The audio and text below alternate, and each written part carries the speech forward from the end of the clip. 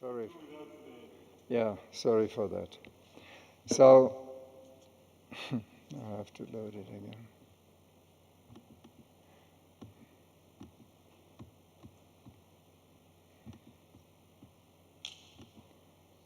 Okay, so we need to understand that context, that we are really not rating the health of the large carnivores in particular or other wildlife higher than that of other people. And that is a balancing act. We need to certainly do more. We should take that message home, that we need to make people understand that context and why it is so important to look into that condition, that human condition. And what I'm often missing is that we are not looking at conservation really from the ecological viewpoint. There are those lions up there, almost a sacrosanct species, and we are not seeing what the foundation is for their viability. So when we look into evolution, there were nature-made processes and there were natural stressors. And they were selected and eliminated according to their viability. So it was a self-regulating system. And that made them survive, the fittest. And based on that, air, soil, water, of course, the vegetation would more or less flourish. There was, in relation to the human population, in relation to the human population, there was much wild prey, much wildlife and land. And there were very few defensive people with very modest needs. It's very important that we understand that, because things have changed dramatically. If you look at young people, what they expect, it is frightening for old people like me who are now approaching 80. Now, there were many predators, and people had to survive amongst those many predators. And there was no Uganda carnivore program, and there was no money. So a very, very different scenario. Okay. Okay.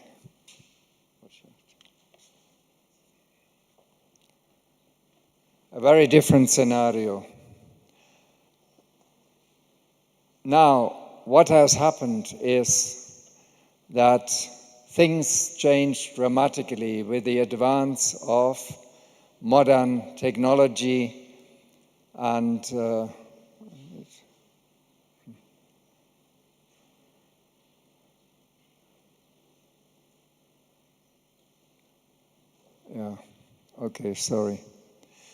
So things changed dramatically. And what we see now is we have a man-made evolution. And we have a pollution of stressors. And what I can't overemphasize is when wildlife is stressed out, it doesn't want to show that it is compromised. There was a question, why do we have so many males?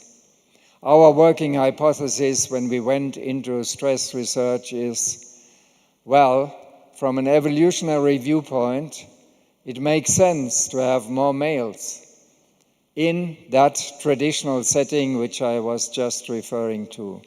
They don't scream, and you need to find out how do we interpret stress. And it's very, very difficult to do that from the hormone analysis, and more so in the lions, because even finding the scat is very, very difficult. On the other hand, we have benefits that are derived from that scientific technical revolution, and it's moving fast forward. We can argue we are moving towards mega zoos. We discussed that already in the 90s. And we need intensive management. And that is where my colleagues from the captive management will have to come on board, and I'm happy that now they are becoming part of the Wildlife Authority. Because it's obvious conservation areas will get fenced, and we'll have to deploy techniques we never ever thought of before. We have dramatic vegetation change, and that is due to climate change. And I will give you a very striking example from Northern Queen Elizabeth National Park. The situation, the viability of prey is another major concern, because we have areas where we are very worried about what is there in terms of wild prey, because when those large carnivores go hungry, they have no choice, especially in areas where you have got communities with livestock, to move in, and once they have moved in, then they will appreciate how easy it is to hunt domestic prey. So we have now very few isolated predators. They cannot move anymore beyond the park boundary, otherwise they will be killed. So the impact on genetic diversity is equally dramatic. And worst of all, and that is the common denominator, we have too many people with a lot of power, not just political power, but so many tools at their disposal, and measures which are very hard to identify. Who has poisoned? Who has put out snares? And then isolate those culprits.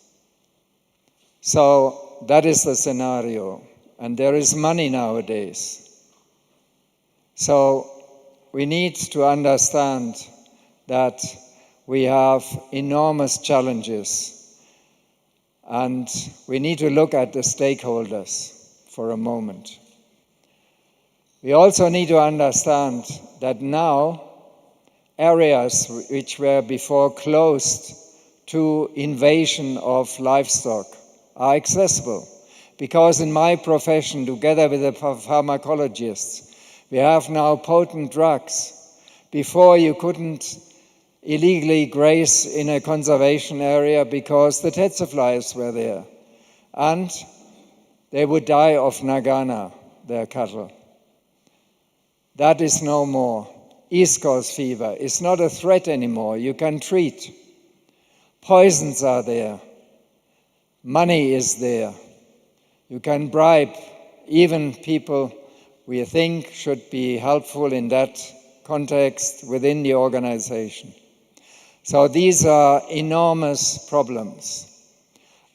The most difficult is probably that there are people who believe that certain part of certain species can cure whatever problem they have. And that needs to be addressed. If we don't do that, we shall have serious problems. We have NGOs fighting amongst each other in certain areas, and we need to address that too. We have scientists which have critical information, and often that information is misinterpreted as destructive criticism. I have gone through that when I tried to raise the red flag, and it was totally misunderstood. On the other hand, it looks as if the tourism industry is no threat to those large carnivores. But I can assure you, we have rogue tourists, and that is where the stress research also must feature prominently. We have political leaders, some of them populists, and they mislead actually their people. And they are the ones arguing that what we are doing is detrimental to their people. We have educators which hopefully will learn from our examples. And I would like to encourage you not to make assumptions, not to make telediagnostics, but rather come. We shall take you around. We shall show you the intricacy of all those conflicts, so that you share it with the youth when you go back, wherever you try to educate, particularly young people. It might sometimes be very difficult to change the mindsets of the so-called leaders. We have the judiciary now on board, and I'm very happy that Your Honor is with us, and we are trying to bring those people behind bars so that they can't do so much harm. We have captive breeders which try to offer silver bullets, which we think are not really of much help. Now, the entry point for our work was that scenario. Lions found dead, and that was at a time when out of 3,000 lions in the Serengeti Mara ecosystem, 1,000 died because of a variant virus, the variant distemper virus. And the worry was that maybe that was also the cause of death in Queen Elizabeth National Park. So what we found out was they were poisoned. But by then, although we knew we need to compensate, because if you have a resource sharing agreement, those 20% don't go to individuals. So if you have a poor old lady with 5 goats and the hyena is killing all the goats and she puts out poison, you will agree with me that you sympathize with that lady because it's her livelihood. And the trouble is, it may not even eliminate the so-called perpetrator. And we have secondary poisoning, we have tertiary poisoning. A lot of cascading effects. Now, we could argue, Tanzania has 17,000 lions allegedly. We have maybe between 200 and 400 lions. So can we ask Mama Suluhu Hassan, Her Excellency, the President of Tanzania, to donate some? Since the oil pipeline is not yet working, we could use it to push some lions the other way to Murchison. You may think it's a bad joke, but in essence, that is what captive breeding could be all about. Let me summarize what we think about captive breeding. We have a very, very complex vortex that is driven by a number of drivers. We must isolate and fully understand. In medicine, when we want to cure someone, we don't just give a drug to stop the itch. We are asking, what is the source of that allergy, so that we can truly cure that person. And the same applies in all disciplines of science, be it social science, be it religious science, anything. So I would like to remind you to come. We show you those drivers so that you fully understand why that is so important. Because without driver reduction, it will remain canned breeding. And the beneficiaries will be the poachers, the illegal users of those released out of the can. Another very important issue is you must understand how rough the life is of lions. We can show you one with 3 legs. 2 weeks ago, we had another one with a snare, and I could tell you many stories. So if you have captive bred lions, they cannot survive. They're not streetwise. If you just look at Northern Queen, with a lot of vehicles on that highway, you will see that those are streetwise lions. They can sleep there and they move away. And for many years, we didn't have any lion that was killed on the street. What would a captive lion do? Just as one example. And how would they fight other lions? We often forget the social system of lions is very complex. The reproductive system of lions is very complex. And without looking at the devil in the detail, we shall not manage to resolve those conflicts. Another issue is when you set up a boma, it disrupts. It starts with the movement of the local wild prey. I could give you an example how we lost our best group, which had the best territory in the north, only 27 square kilometers.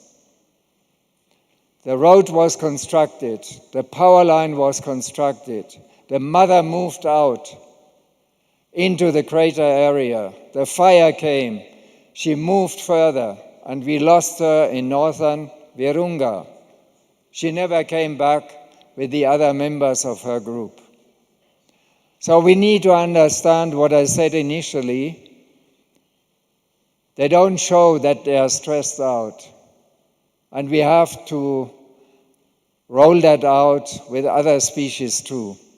So that is a very important health indicator. And lastly, we know that resources are scarce, including financial resources. So if that money goes into something which is not a promising therapy, leave alone a preventive measure, then we are losing values unnecessarily. So I would call that a misinformed diversion of vital resources. I use that example of a dying forest. If the National Forest Authority would realize there's a forest dying, would you expect them just to come and put seedlings in the ground? Or you would look, is it termites? Is it fungi because of the climate change? What is it? So let's not underrate that.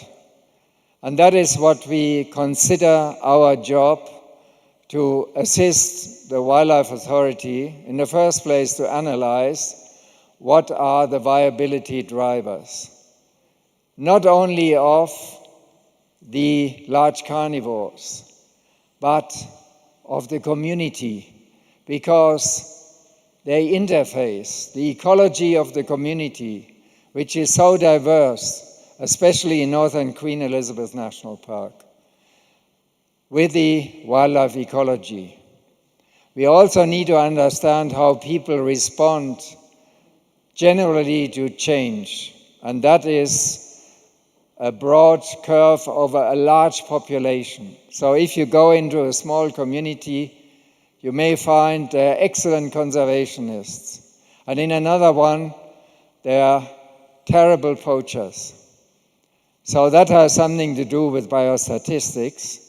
But we need to learn from that, because we need the innovators, we need the pioneers, because the early adopters will learn from them, followed by the early majority. And then the most cautious will be the late majority. And then the judiciary, the law enforcement has to deal with the other group, the other extreme, and those are the laggards. And that is where education features prominently, with the saboteurs, with the criminals. And that is why we need transdisciplinary approaches. Our university system suffers from a huge problem. It's called university, but it's not universal education. We are living in silos. We don't talk to one another.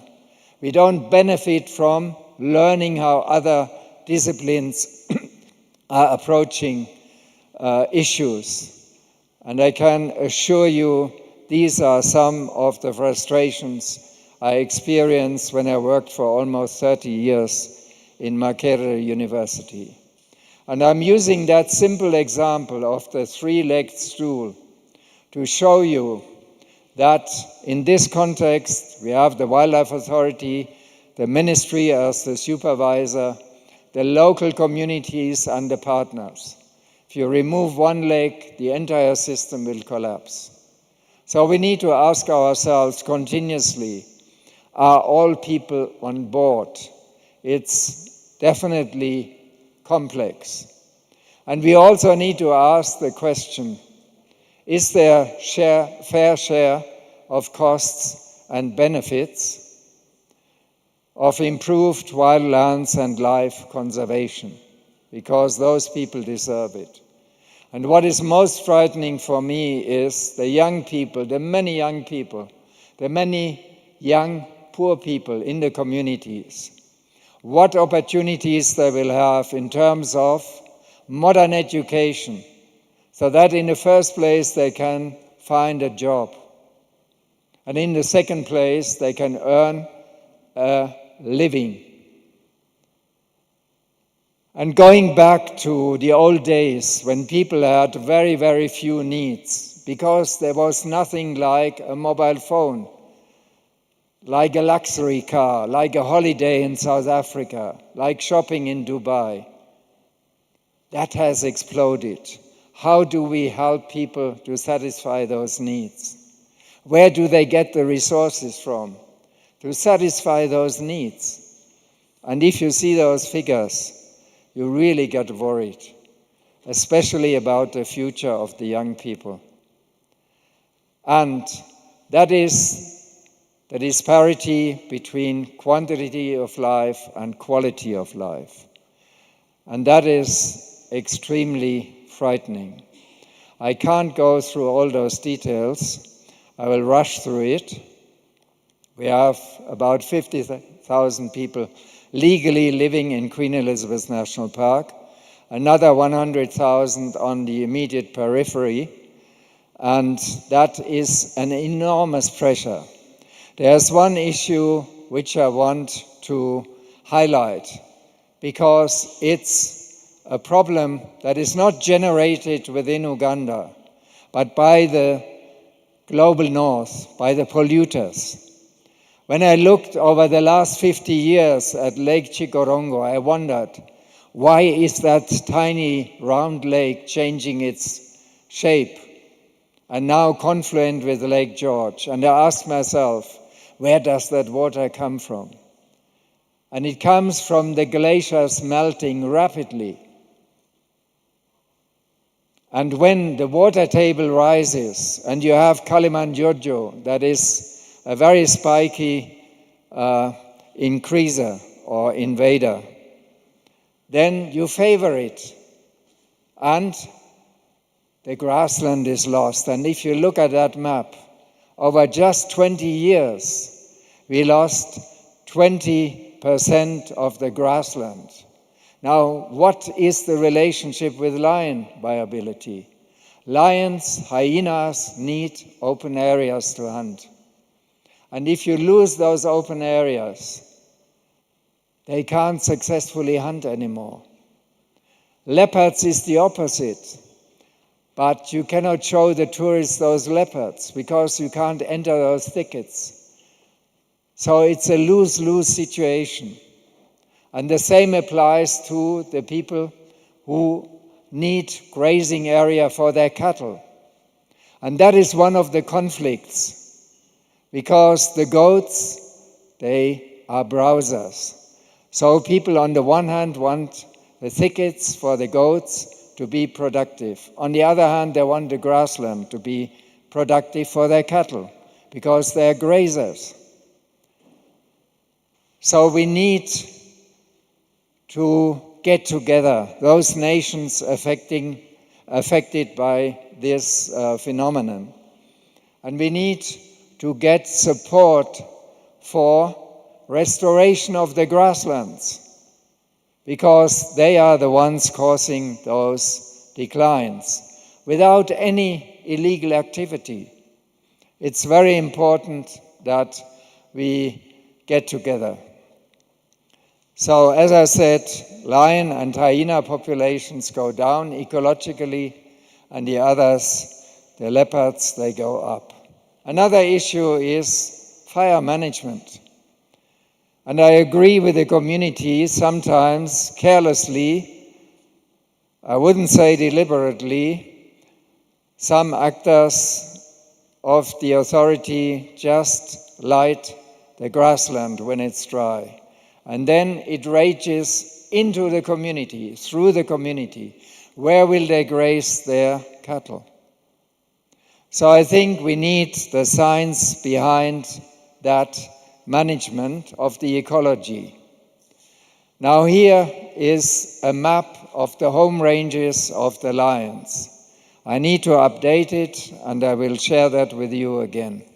Now if you look at those home ranges, and that is Northern Queen by and large, we can see that there's an overlap between the home ranges of the lions, that is Hamukungu, that is Busunga, Nyakatonsi, Omuruti, that is Katwe, that is in the Bunyaruguru area where we have quite a few leopard conflicts, and it goes on and on like that. So you can imagine the proximity on the one hand, the conflict, living with those dangerous animals. I'm happy to report that we have formed a partnership now with Kabbalah University, that psychologists come on board to look into both the issue of the land which they owned, which is now national park, and on the other hand, that continuous stress. And we know there's a term in medicine, chronic stress disorder. So I think all that needs to be taken into account. I could again go into much details because over the last 10 years we have tried to address those conflicts. You can see where leopards have killed cattle, leopards killed goats, and so on and so forth. And that is important again if you want to address the conflict. So, human-carnivore conflicts are inevitable because of that overlap. We can also tell you that when poachers kill, that is an example of those 6 cubs which were killed in Ishasha sector, that it has wide-ranging ramifications. We must address the issue of witchcraft. We need to bring religious leaders on board. It's really of vital significance. And what is not shown is the secondary, the tertiary poisoning. So the same day on CNN, you got that message, 6 lions poisoned, a local event, but of global significance. And then tourists ask themselves, should I take my money there? Because they might jump to the conclusion, this authority is not doing enough. Do they deserve my money or not? So again, the psychology of tourism is essential. We need to understand the world has changed. Time has shrunk, distance has shrunk, and that has dire consequences in that context.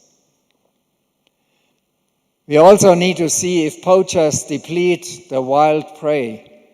The hungry large carnivores are forced into the communities. And that means people have to defend themselves. It can even result at best in injury, at worst in death of people. The trouble is, in spite of all that, there are opportunities to address those issues. So what we would propose is a hotline for conflict monitoring. As I speak, last night we realized that the lions were moving into Omuruti, that is outside the national park. We have a chief scout who is on standby in case anything is happening. I can also report that we have now the better opportunity to have our devices built at Mbarara University. Buy Uganda, build Uganda. Because we had very, very poor quality, where after only 3 months, these very expensive devices would go dead. A satellite collar costing $3,000. So I think that kind of capacity building hinges very well on what we need. And it again goes back into the university approach. We need that approach. Now I know Arthur is already getting nervous. Let me briefly tell you what we have done. We introduced experiential tourism some 10 years ago, and we generated over those years 2 billion Uganda shillings at no cost to the Wildlife Authority. It's a free service. On top of that, we get from each tourist $10, and we use that to compensate. It may not be 100%, but the outcome of that is that we have a much, much better relationship with the community, and the community is appreciating that. And we have also worked on other livelihood issues. So people now understand if more tourists come because they are helping to make the park again more attractive, they will benefit. Be it direct income, be it their children can get a job with the Wildlife Authority and they can earn an income. And I can't overemphasize that in the north of Queen Elizabeth National Park, the lowest was in 2016, 39 lions. Now we are going up, we are at 51.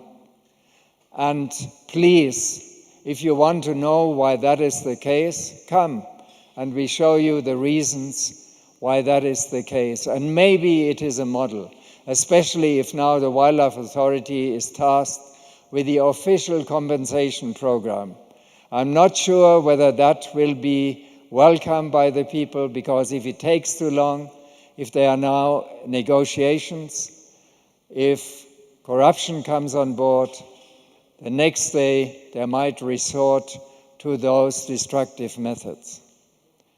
I hope I gave you a brief, very brief overview of what we have done over the last 30 years, and also that it may be worthwhile to visit us and to see why the situation is so different, where before it was so desperate and we lost so many animals due to different actors.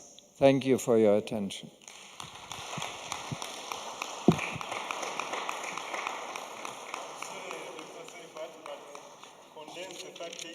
Research program into, even if I give you 1 hour, it wouldn't still be finished.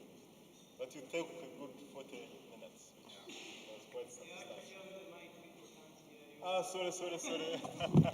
Yes, I was saying thank you, Dr. Seifert, to crunch a 30-year research program into 40 minutes was a real undertaking. So now, I hope the IT people are ready. We are going to hear another presentation. For people who are online. And this is Dr. Paul Foston, right? Yeah? This is Dr. Tutiro. Dr. Tutiro, are you on the line? This is Paul. This. But this is Paul. Okay, Alex, please come on the line. Hi, everyone. Hi, I'm going to share my screen here. I'm going to share my screen. Yes, we can.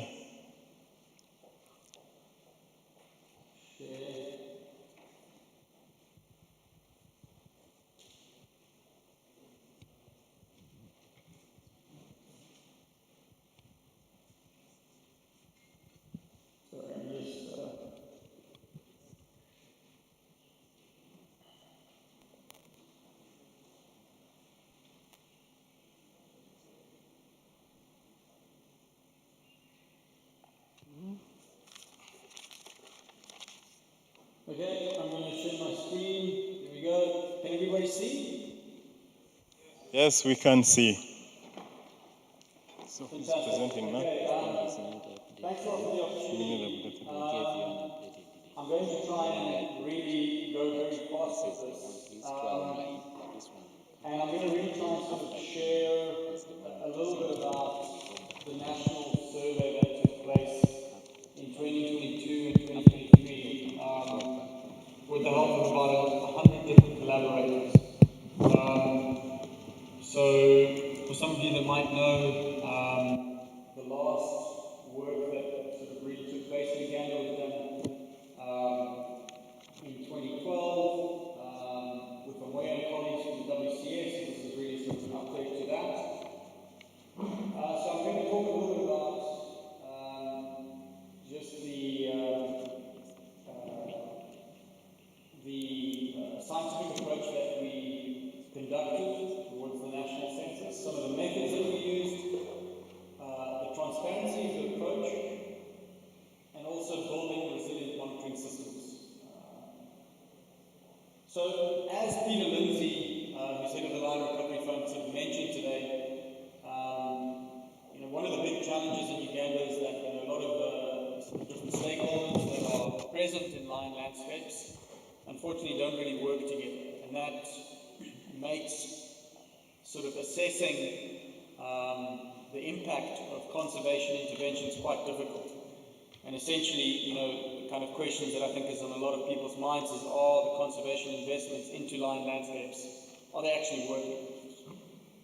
So this is a slide that I often share and basically shows you kind of the complexities and the sort of sheer number of people that are working on lines. So you have the Uganda Carnivore Program, which just had Dr. Ludwig Schiefert and his work in Queen Elizabeth National Park. Snares to Wares with Tutilo and Robert Montgomery and colleagues. Biodiversity Solutions, who's a big consultancy firm that does a lot of work with Total.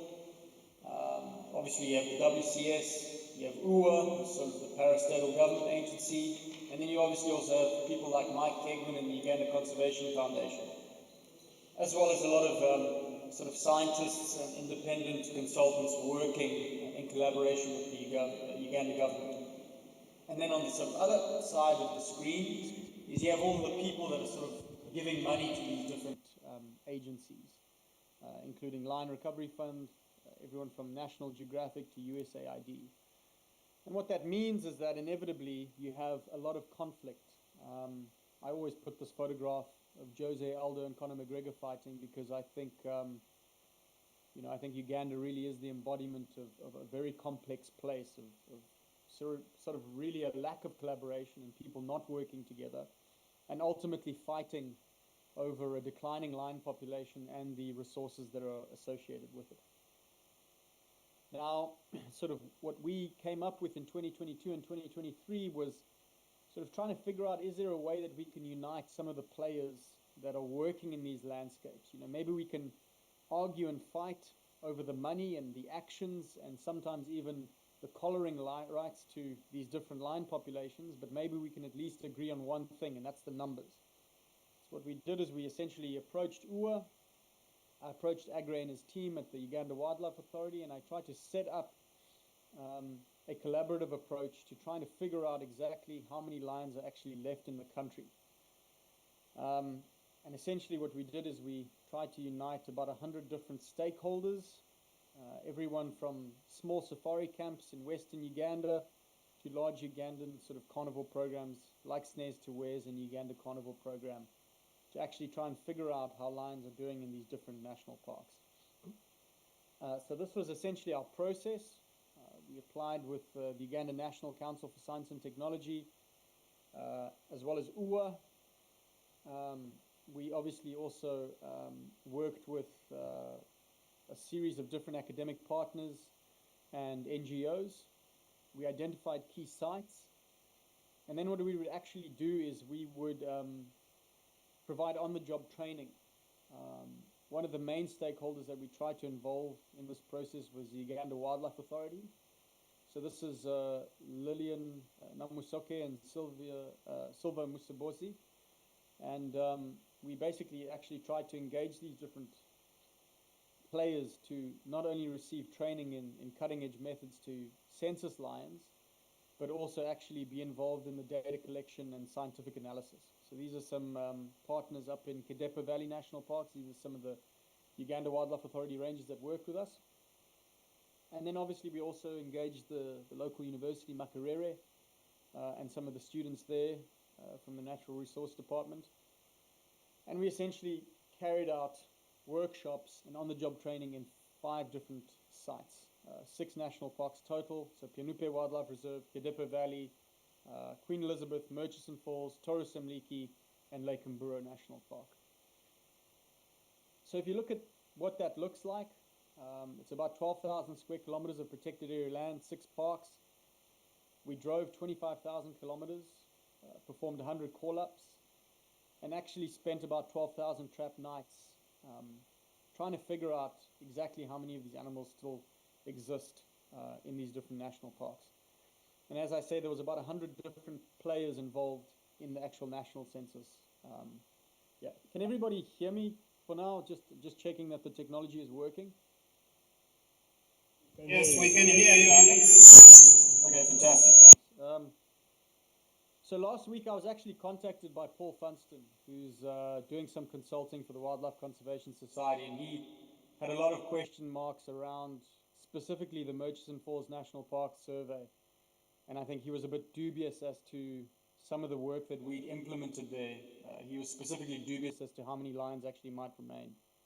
But what I wanted to share during this presentation was sort of just to show you how much effort our field teams actually expended in these different parks. So for example, in Murchison Falls National Park, we spent nearly 4 months there. We had about 20 different field members working with our team there. And we drove nearly 14,000 kilometers across the national park. We also paired our survey with call-ups. So basically what we would do is in areas where we wouldn't find lions, we would actually call. So we would use the bleating calls of buffalo and also the calls of male lions to actually draw lions in. And what we actually found in these areas is we could actually increase our probability of detecting lions by about 100%. So in areas where we did no call-ups and just drove, we would find very few lions, but where we did call-ups, we would actually double our detection probability in these areas. Obviously, in places like Queen Elizabeth National Park, there was some areas where we couldn't get to. The Murrumbidgee Forest is a large patch of forest that we just couldn't drive into because of the fact that it's a tropical rainforest.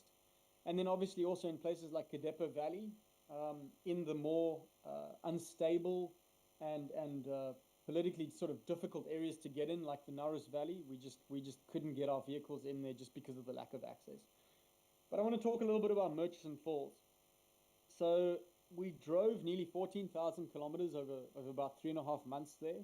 And you can see there are some areas in the southwest and the southeast where we didn't get into, places like the Budongo Forest. But the interesting thing there is that we did get 181 detections of 57 unique lions.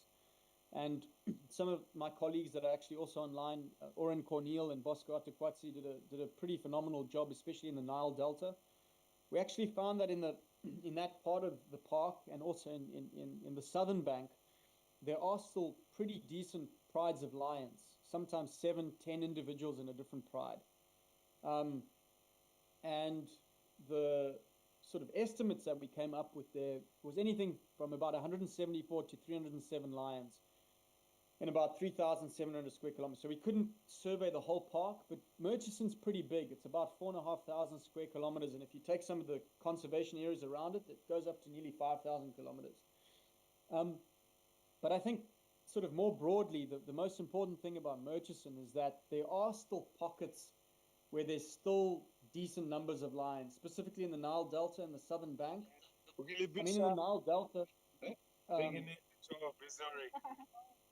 Sorry?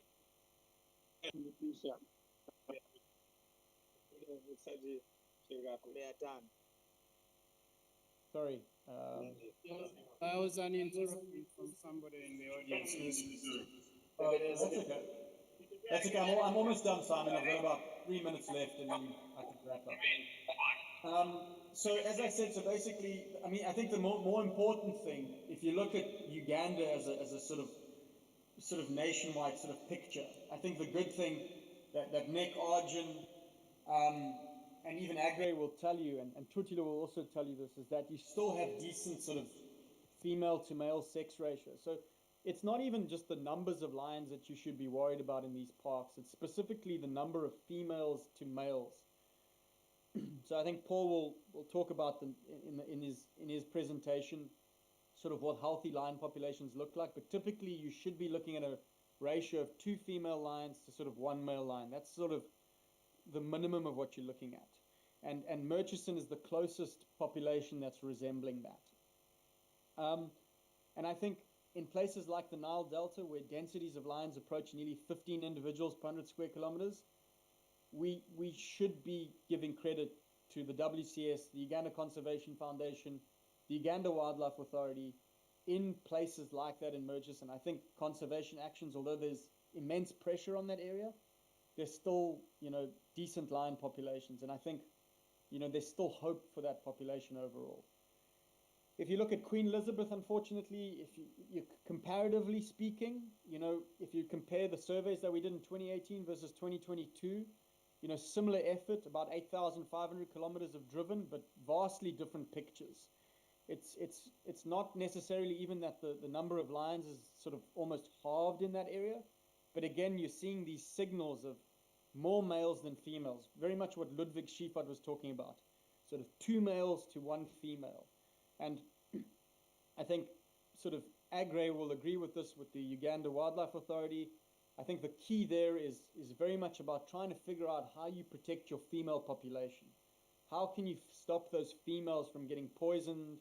There was a couple of females that were electrocuted by a fence about 3 years ago. There was a poisoning event in Ishasha, which essentially decimated the population there. Again, mostly females killed. So I guess that's the big sort of management question. Kadepo Valley, this is sort of my last slide.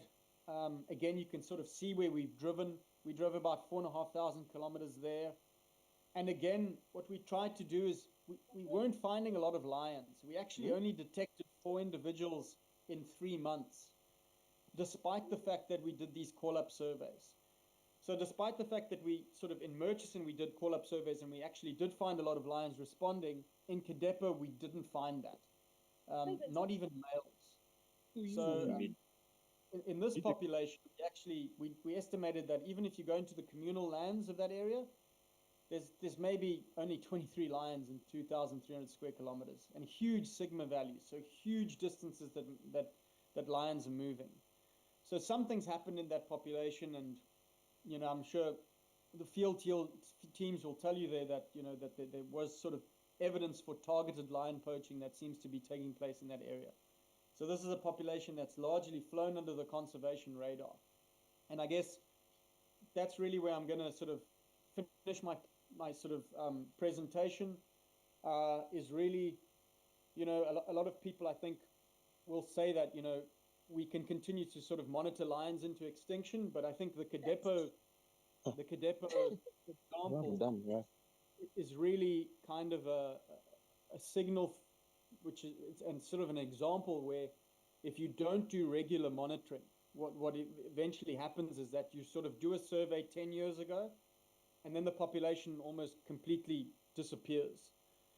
So that's why, I think with this collaborative approach where we try to work with 100 different people, 20 different organizations, and trying to do these surveys sort of every 2 years, I think that's sort of, it's positive, it's transparent, and I think it's, the actual monitoring itself is also sort of education tool for different stakeholders. That's the end of sort of my presentation. I guess the sort of value of scientific monitoring and sort of why we sort of did the work we did with the Uganda Wildlife Authority. Yeah, so thank you. Thank you so much. Thank you. You give us more food for thought, and especially like the idea of ensuring that we can collaborate and cooperate as different research institutions. Shall we now follow on with the Paul? Paul, are you ready? Hello, yes, I'm ready. I'll try and share screen. Am I coming up? Are you hearing me? Yes, we can hear you. Great, thank you very much. Let me do the share screen thing and try and share that. Please be mindful of the time because we have 2 more presentations after you. Yeah, no, look, given how many people have spoken over their time, I will try and stick to the time a bit better, but I am notorious for being not so good at that. Let me try and make this thing, how do I do that? You just need to complete the full presentation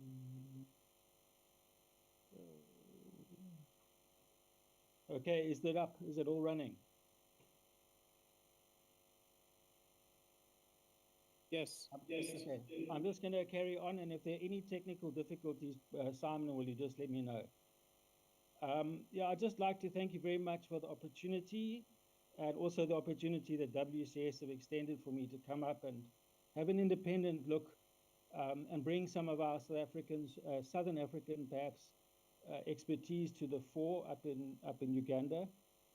But for me personally, I've traveled all over Africa and worked on lions, right throughout from West Central. So I think the insights that I will bring are broader than just those sort of positive ones that we heard from earlier that sort of reflect the situation that's sort of happening in Southern Africa. I think the speakers that came before me, particularly Dr. Seifert and that gentleman from the community, could not have sort of put the context into perspective better for Queen Elizabeth National Park. So there's actually nothing I really need to say about the threats and the challenges there. Those have all been very well covered in the talks before. So the status quo on the ground now, I mean, it is absolutely catastrophically alarming, is the only way I can really describe it. The Ishasha area is about 400 square kilometer area that is separated from the northern part of Queen by a forested area. Given its prey densities, it should support about 80 lions. 4 to 5 prides of lions should easily occur there. And that's exactly what the status was back in the 1970s when the park was sort of at its peak in terms of its carnivore to ungulate ratios. Nowadays, the ungulate numbers are actually very close to what they were back in the 70s, so there's been a massive recovery in the ungulate population. There's been a steady and then increasingly sort of steep decline of lions over time. And it has really sort of imploded basically in the last decade. At the moment, there's one group of lions left. There's a female Julia who's got 2 cubs at the moment, and her subadult daughter, Hope, who should have cubs at some stage. But Julia keeps losing her cubs, and the reason she predominantly seems to lose her cubs is that male lions come in from across the border in the Congo area, and they come in there and they find her cubs and they kill her. And so she's doing what other lionesses are also doing in the northern part of Queen. She's habitually breeding as close to the edge of the community as she possibly can. She has her den above the village on the edge of the hill there. And the reason she does that is she's trying to hide as far as possible from male lions. Yes, she's happy to meet the 2 males that are the only dominant males that live in that area. So the total adult population in the park there, that part of the park is 4. The others are just males who visit from time to time from Congo, maybe even from the north. And what happens in a highly disrupted, highly dysfunctional lion population, as you got in Queen, is male lions lose track of who their cubs are, where their prides are, etc. They don't stay around to look after them. And so you have this high rates of mortality that's actually imposed by the lions themselves. But it's because of these distorted sex ratios and they're basically what I would describe as a completely dysfunctional lion population. So that's the sort of status quo in the Ishasha sector at the moment. It's not much better in the northern sector of Queen. There's only one group of lions in the northern sector that is essentially a pride. The rest of them are all solitary females with young, doing their very best to try and raise cubs, losing cubs on a regular basis, breeding on the side of the national road, underneath a lodge, doing anything they can to hide away from the risk that actually these dysfunctional, confused male lions sort of impart on these highly disrupted populations of lions. So where do we, that's the other thing I'll get to, I'll talk about this slide right now, but just to say that that population of lions is as close to sort of extirpation, you know, as one could sort of hope, well, not hope, but find. You see all the signals of a population that could collapse away to being extirpated in a very short period of time. What are the consequences of this ecologically? Dr. Seifert was asking this question. And it's extremely clear to you as an ecologist when you drive around the Queen Elizabeth that the vegetation in the park is suffering in many ways. He spoke about the invasion of woody species, etc. But as a person who studied the buffalo for my master's degree and has a lot of interest in the herbaceous layer and the interaction between predators and prey and their grass that they feed on, it is very clear that much of Queen Elizabeth is actually in a devastatingly poor condition when it comes to the herbaceous layer. You've got a massive invasion of spear grass. It's an unpalatable grass that the animals don't like to eat. You've got overgrazing. You've got proliferation of herbaceous forb species that are not palatable, etc. And all of this is predominantly, it's not only driven by the fact that there's a lot of prey animals, a lot of ungulates.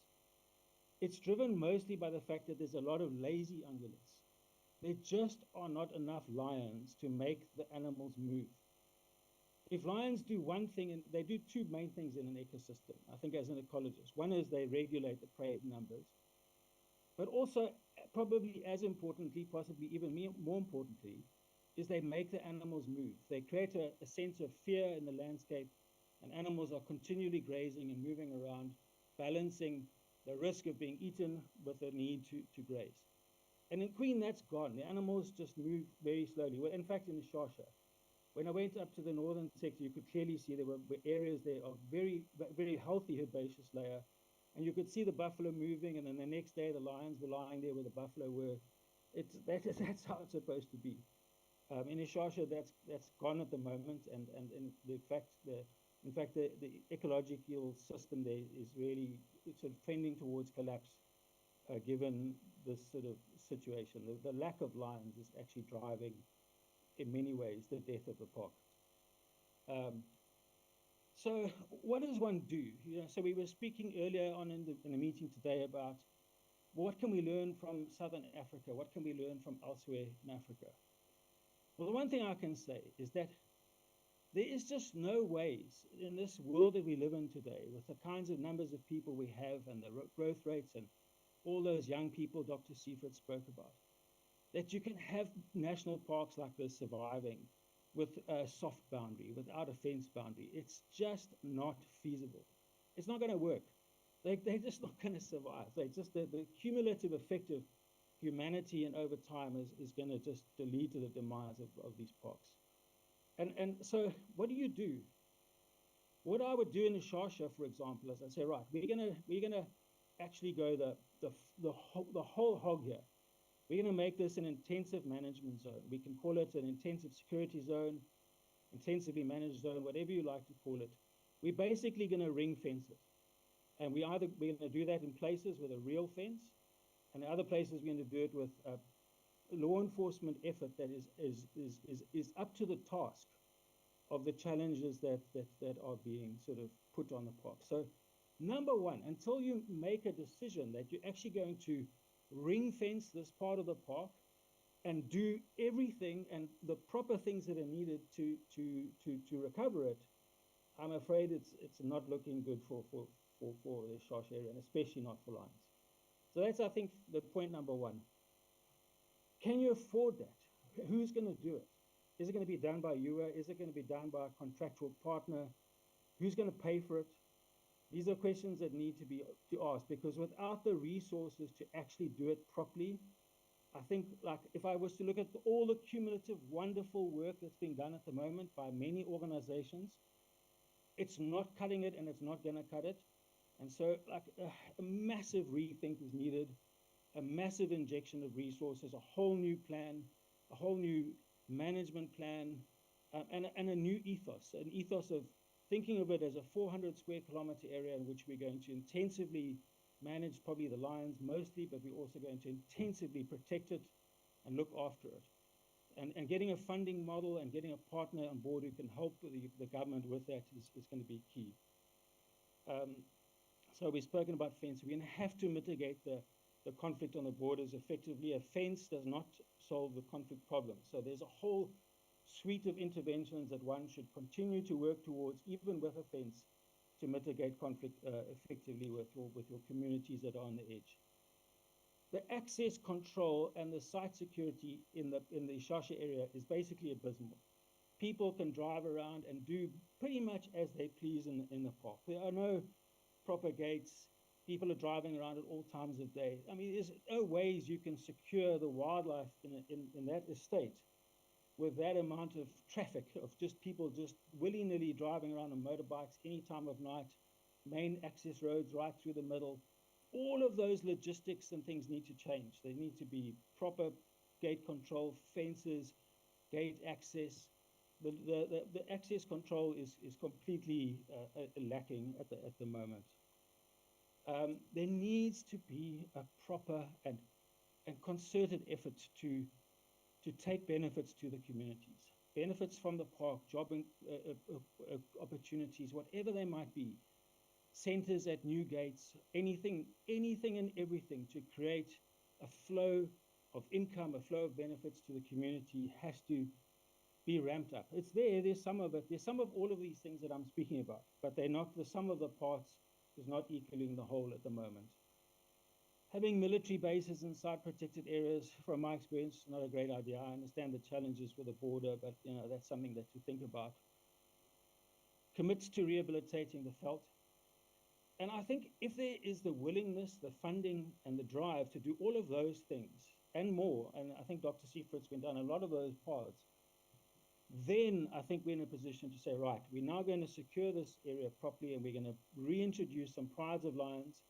Where we get them from doesn't really matter, as long as they are ideally genetically from that part of Africa.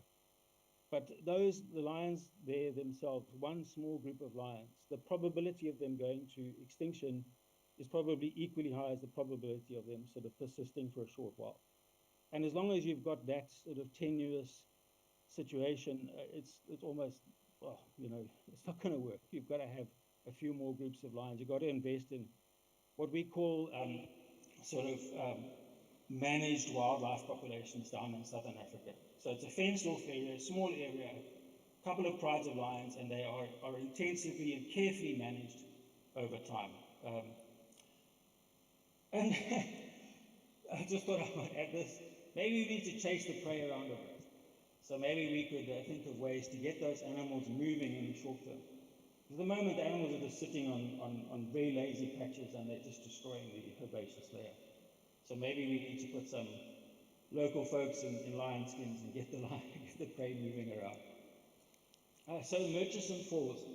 So I just visited that park recently also. Thank you very much with the support and interest of WCS, and I'd like to thank partners there, Dr. Simon and Pindo on the ground, Joshua and Bonga, and in Queen, Hamlet Mugabe, and Caroline and team. You've all looked after me very well.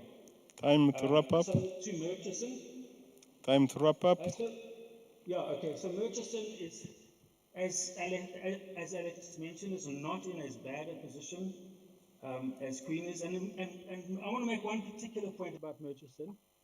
It's very, very privileged in that you have a researcher there, Tatilo Madumba, who's been monitoring the focal prides of lions in the park for over 10 years now, has going back to 2011, has got continuous long-term individual-based monitoring of those lions. That is the gold standard when it comes to monitoring. So yes, I don't agree with the estimate that Alex and them have come up with, because I think there are some issues to do with the extrapolation, autocorrelation, issues to do with the technique that's applied.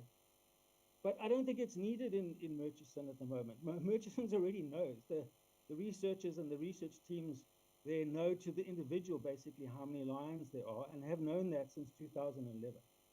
That is absolute, in lion conservation and research terms and worlds, that's gold, and that needs to be maintained, and perhaps some thought put into how to understand some of the other blocks where lions just haven't been seen. They weren't seen in the 2009 survey.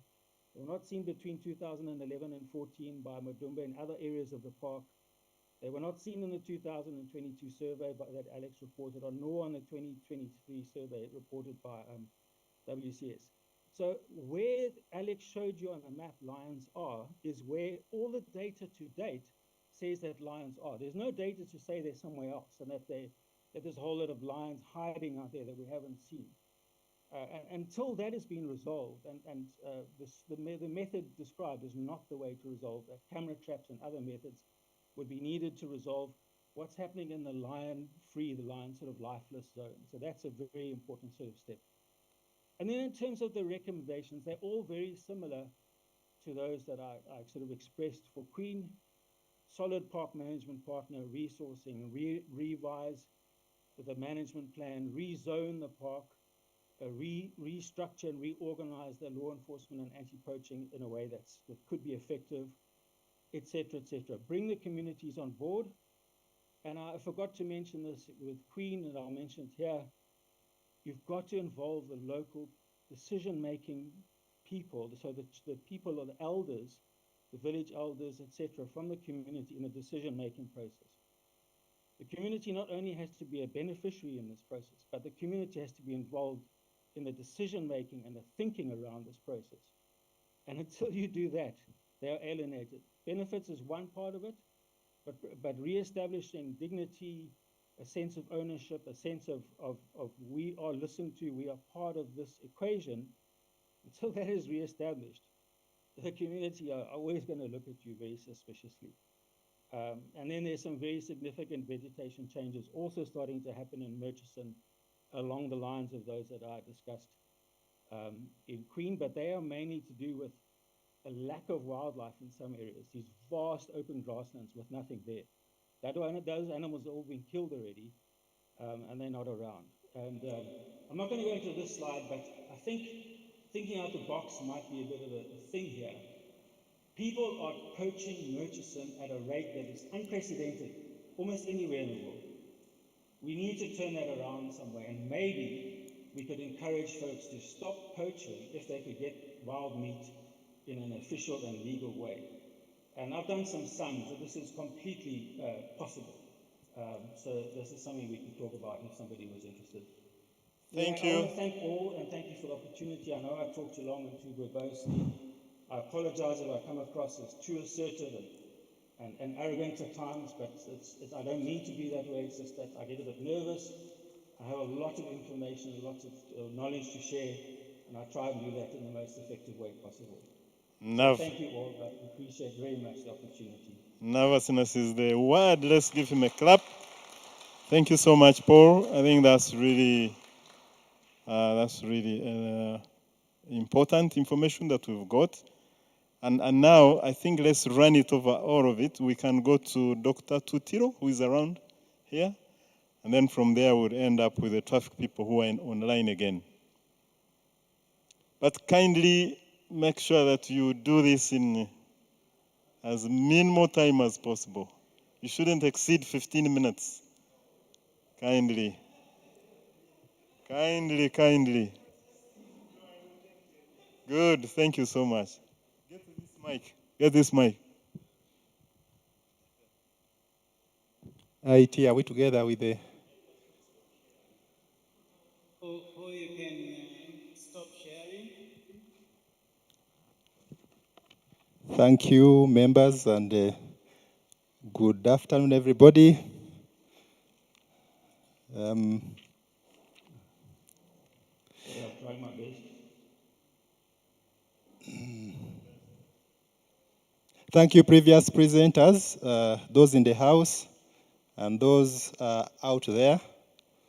My name is Tutilo Mudumba, and it gives me great pleasure to meet my seniors in person and share about lion conservation in a transboundary landscapes.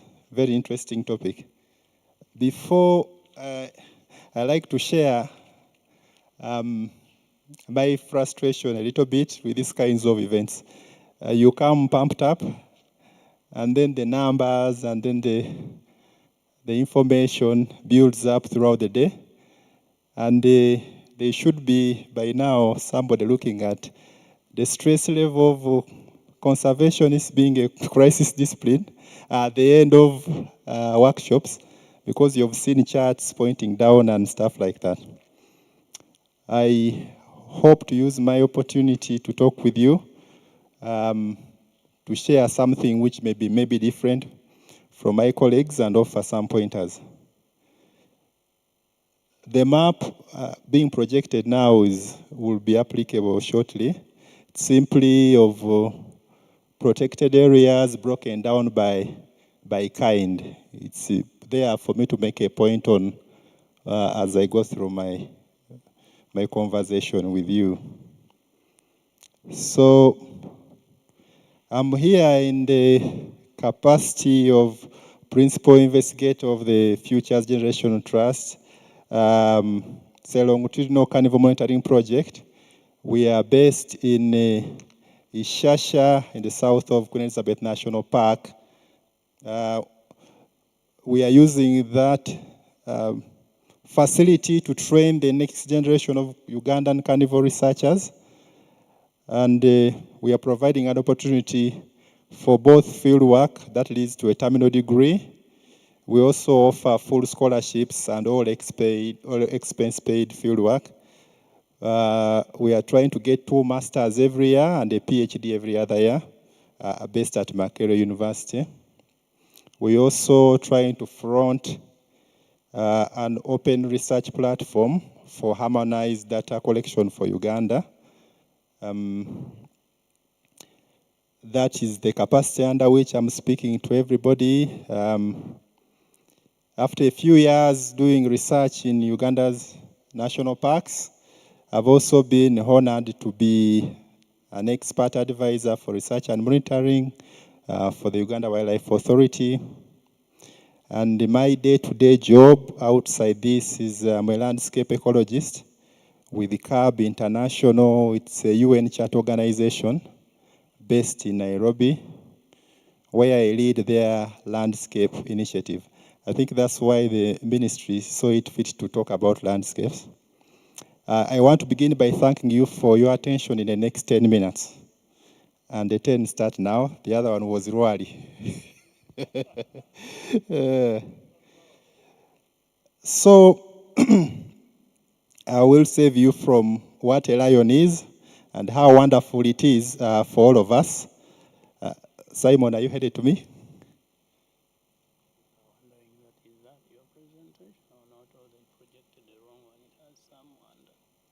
Oh, IT, could you post that one?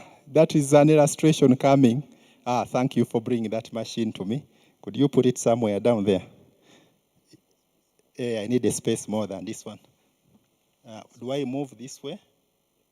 Where is the exit? I want the map first. Would you put for me the map just? Just the map.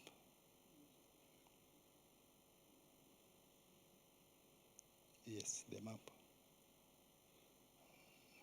Okay, I'll go ahead and say I'll save you from that as he gets us the map, and then leave the other one. And I'll just switch the screen. But we need to continue recognizing the importance of collaborative efforts, especially when they come hand in hand with innovative solutions, as the most forward-thinking way of ensuring the long-term viability of lion populations. Collaboration is very critical, especially when we are looking at species which know no borders. If you look at the map there, the opportunity to use it is now. Fill in the gap for Democratic Republic of Congo to the left, but it shows two recent classification of protected areas in the part of north of Uganda, Ethiopia, South Sudan, and Tanzania. And I want you to pay particular attention to the contrasting colors, especially across borders. For instance, pay particular attention in South Sudan to Ethiopia. You'll see one part is deep red, which designates a national park. And the other part is a sanctuary in Ethiopia. Look again, Kidepo, for those of you who are familiar with it, I wish you would blow that up, Mr. IT man. Can't it? So you'll see that the point being we have different protections that are being politicized. So we recognize the importance of protecting our wildlife across borders, but we are politicizing the sort of protection we're offering. So how come for wildlife which we all very bright people know don't respect borders, we are choosing to behave like they know what a hunting ground is, what a national park is, what a reserve is. But before I take you overseas, I'd like us to pause here and reflect with the story I'll end in, the story of mountain gorillas in Uganda. So right now they number about 500. Is that kind of accurate? And Uganda, generating lots of money from it, protects about 360 square kilometers of land. And we have seen since the 70s more than doubling of numbers. That is correct. Conversely, in the same period since the 70s, we cannot report 200 to 300 individuals now in Uganda. And yet, we protect more than 10,000 square kilometers of suitable lion habitat. I think that's where we should start to ask our colleagues in the Great Apes fraternity, what is that they are doing that we, the very brilliant carnivore ecologists, can't see? And I will say, before we all run into species biology and basic ecology to explain and justify this new norm, here, have we looked closely at how our colleagues there are doing it? What is it that the Greater Virunga Transboundary Core Secretariat are doing to make gorillas bounce back that we are unable to do? We have instead registered half the number of, 50% decline in number of lions in the same period. Lion conservation in transboundary landscapes presents unique challenges that necessitate tailored approaches and international cooperation, no doubt, even much more than the gorillas. And this necessitates that we work as no man's business alone. Otherwise, it makes no sense. This is something that previous speakers have raised, and they have raised them associated with a few issues. Habitat loss, if you zoom out, is it Uganda's problem alone if lions don't have land? No, because they have a very huge savanna on the Congolese side, a very huge savanna on the South Sudan side. It's not just our problem. Human-wildlife conflict, same stories. Still, they have a very huge problem wherever they go. There are a few isolated cases in-house. And we should be able to do something with the current power we have. However, without that cohesion, there is no need to even try to save what we have inside. So conservation efforts must address these complex issues to ensure the long-term survival of free-ranging lions.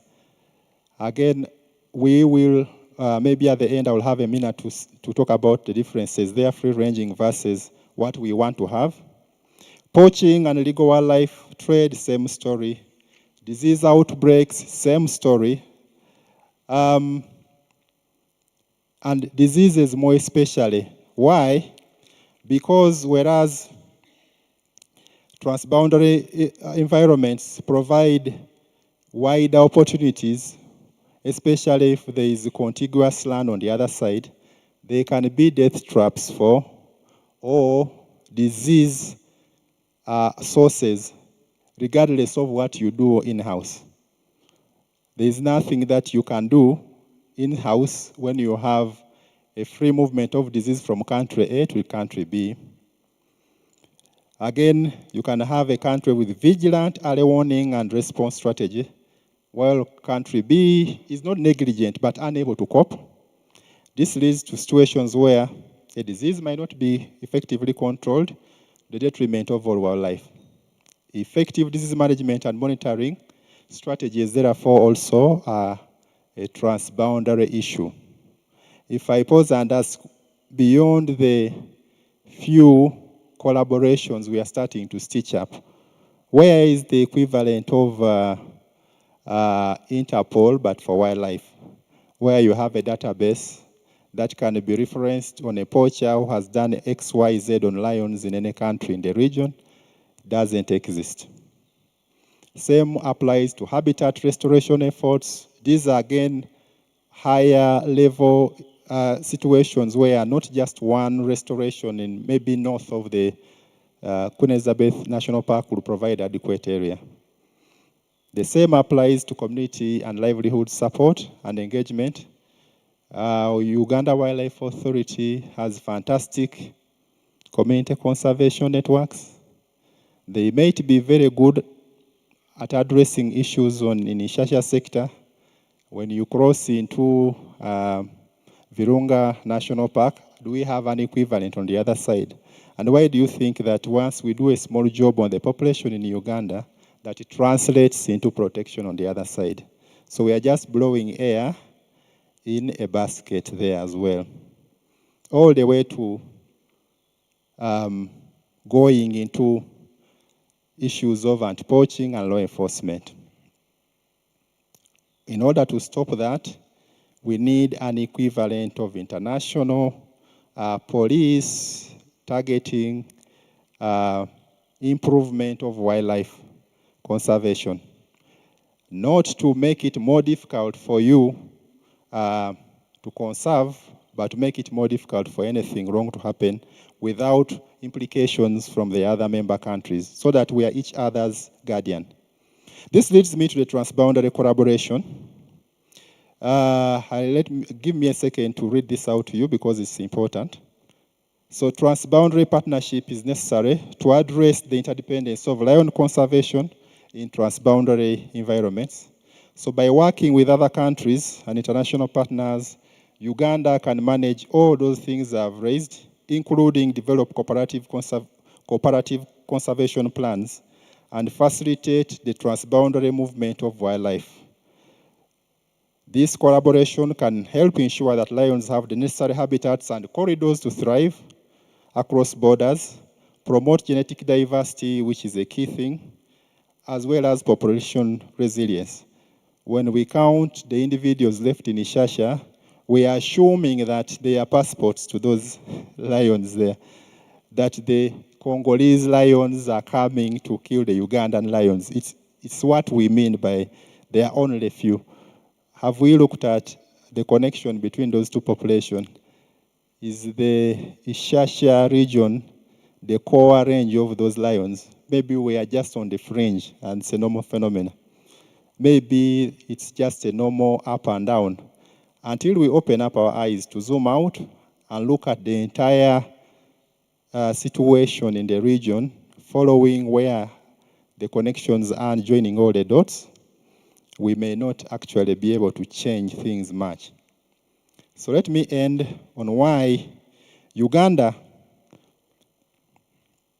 it's probably less popular argument here, but why Uganda has more gorillas than lions. This is about conservation in the Great Virunga landscape. So somebody pointed out the presentation I put up. I find it very beautiful and a good summary. It will take me less than 3 minutes to go through it.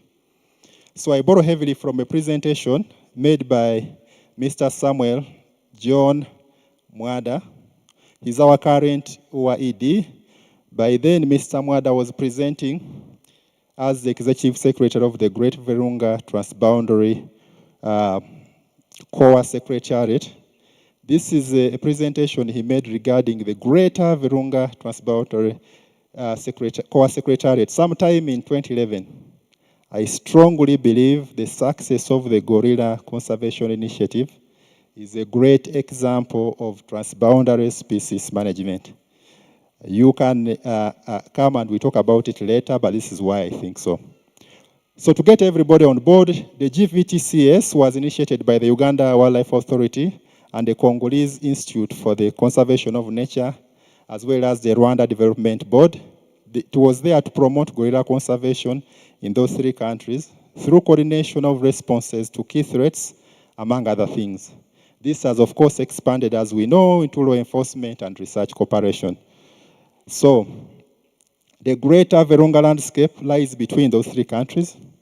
As mentioned already, we all probably know it that for mountain gorillas, but the greater Virunga landscape, if you go down to the map, Mr. IT, one slide down or up. Could you go to the map? Yes. Just project that one alone. So you'll see regions in yellow or orange, depending on your color articulation. That is all grassland, and that is all potential lion habitat. Look at the little green on the southern part that supports the gorillas. So the greater Virunga landscape should have actually more meaning to savanna species, more so for the carnivore, more so for the lions, especially given their very strong ecotourism benefit. They are the tree climbing lions of Uganda, after all. So, learning from the GVTC strategy to conserve mountain gorillas can be beneficial for lion conservation in this same region and globally for transboundary populations. Permit me to revisit Mr. Mwada's presentation now, which I think has great insight so that we don't have to reinvent the wheel. I don't have to go through the same fatigue that they went through to nail it. Finally, go back to the first one. I can now take over there. Let me take over. Okay. So could you go to the first slide or do I go back? Is that it? It's slow. Okay. Thank you. So I have told you where he was. He made it sometime in 2011. And it's going to come up there, but that is the map. I've just explained why the map matters. And here, you can see the approach for establishing why they needed it, what phases were required for us, what could we borrow from here. Start small, joint field, activities, coordinated patrolling, geared towards improving the welfare. We are happy to have Mustafa, who is working in the Virungas here. What are they doing differently? How are they seeing our lions crossing there and practicing infanticide? Are they also producing near the roads? How can we borrow from that? Then they formalized the regional collaboration, and then the transboundary natural resource management team was designed. A very simple process. It takes time to win souls, to harmonize resources, to have the right expertise, but it is all part of the system thinking which should be guiding us. Instead of having the same sized firewood going into the fireplace, you have small ones, you have long ones, you have the chaff, and then you have the dry ones, and then you have some fuel to spark it. I believe this is very good. That was it's going to come. How they broke down the administration of the whole thing and what needed to be changed, we already have a blueprint. They had the policy, how does it link to the executive level, all the way to implementation. A very, very powerful tool. We can always go back. This thing, I got it online. I wasn't even yet a researcher when it took place. But it's a very useful tool. See what the Transboundary Core Secretariat would look like. What would it do? Coordinate staff, harmonize, ensure that there is money. And by the way, this would then get rid of all the elbowing and site ownership that Alex was alluding to. Because this would then dilute the local politics on who is researching lions and what, and go into international waters. And finally, I think there is one more. See what he did for those guys. He was presenting in 2011. Have you seen the number of gorillas then? I think the next presentation, maybe in a few years, we should also be showing ours and how there has been a change. That is the end of Mr. Sam Mwada's presentation. And I will finish with this. Just one minute. So in summary, the conservation of lions in Uganda's transboundary landscape is complicated. Don't let nobody tell you it is simple. And a diverse undertaking that necessitates coordinated efforts from several partners. However, Uganda can guarantee the long-term survival of its lion population by tackling the major issues systematically. We all know what needs to be done, what threats we have. We have the numbers, we have the science, we have everything. What is lacking is that intentional recognition of the diversity of the landscapes, and that in absence of hard barriers like we see in Murchison Falls National Park, that is wildlife actually are one. The case study on the conservation in the Greater Virunga landscape emphasizes how crucial cross-border collaboration is to the preservation of lions and the habitats. I thank you so much for listening to me, and I look forward to interacting with you. Thank you.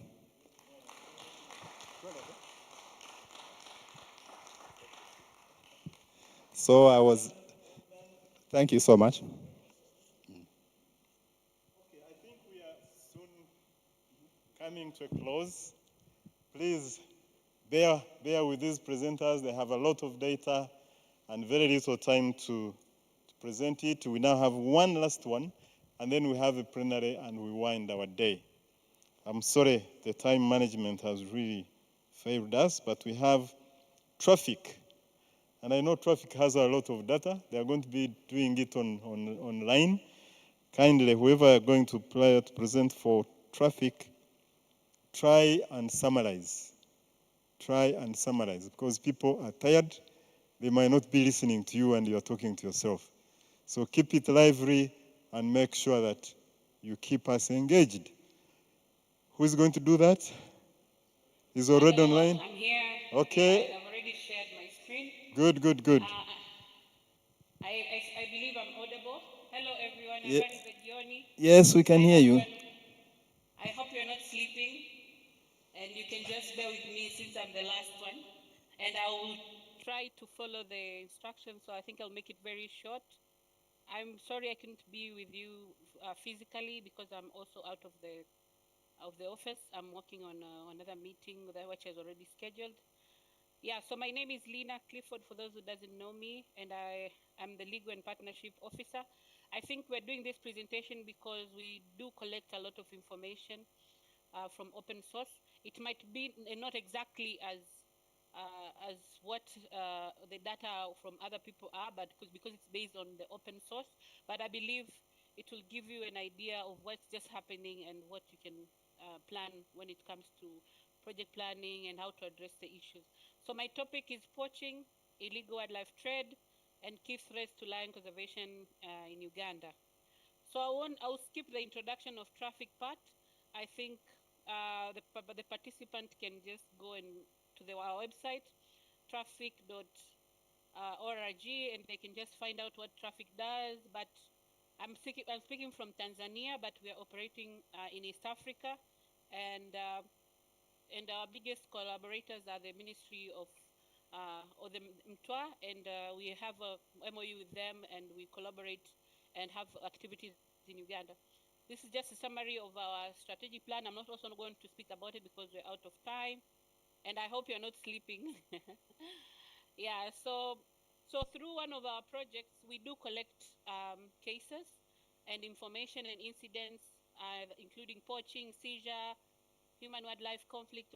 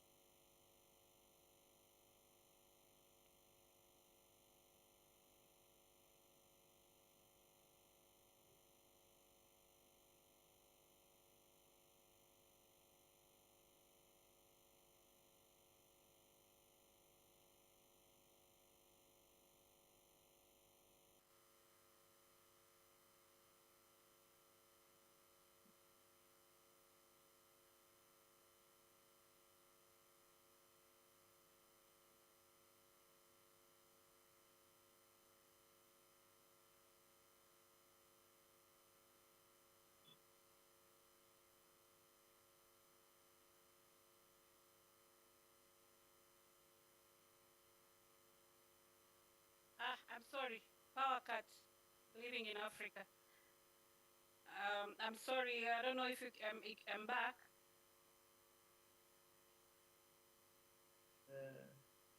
Yes, we can hear you. We can hear you. Yes, sorry, there was a short power cut and then I was just lost for. Where did you lost me? Sorry, I'll try. Look for some drinking water. Really, not really with the introduction of traffic, but maybe you can start from there. That's why. So I said I'm not going to speak about traffic, but hopefully you guys can just go on our website and you can find what we do and our projects. But I'm currently in Tanzania, but operating in East Africa. And I'll also not speak about the lion. Why is it in the population? Because since I'm the last presenter, I'm sure there are a lot of discussion that has already been done on the population and what's going on, why it's important. So I'll just speak about few analysis that we have come across through our database, which we collect from the open source. And this includes lion incidents between 2018 to 2023. And we haven't had any, we hadn't included 2024. And the incidents are categorized as seizure, poaching, and human-wildlife conflict incidents. And I'll also speak a little bit from our market survey data, what it tells us and what we have come across. So this is just because we work in East Africa. So this is just shows you how the lion incident and poaching in the region is. As you can see, Uganda is yellow, and Tanzania is very high because Tanzania we have a lot of lions, but in Kenya and as well. But and that's just shows how. But for Uganda, this is very huge because you have very few lion population. So for you, it's even. And since we've been collecting, we have had 45 lion incidents. Like I said previously, this is based on what we have. We collect from the media, from going different places, and what we get. So it might be, but at least give you an idea or a picture on what's happening. And for Uganda, exactly, this is for 2019. I think the rate was very high in 2021. I think this is where this was in 2021. this is where it was COVID era. I think that by then the poaching was very high, and you can see 2022 as well.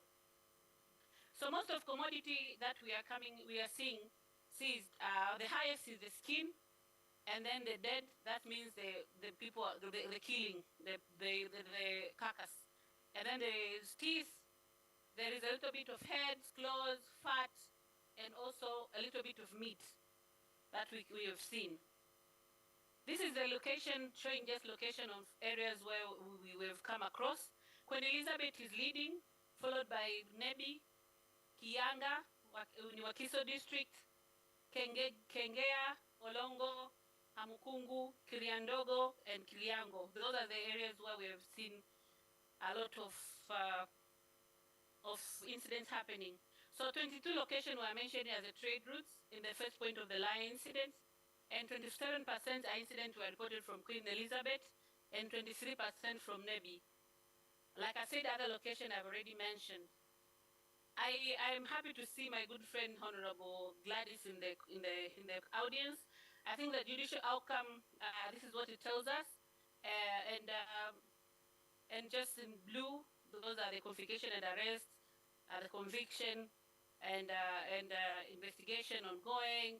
So where 43 of the documented cases, they were conviction and or offenders were sent to prison. 14 were suspects arrested. 15 of the suspects were arrested and charged, and the cases are pending. And 14 is arrest. So, like I mentioned, our source types are just from court observation, from media, from NGOs. I think somebody also mentioned, showed this from media.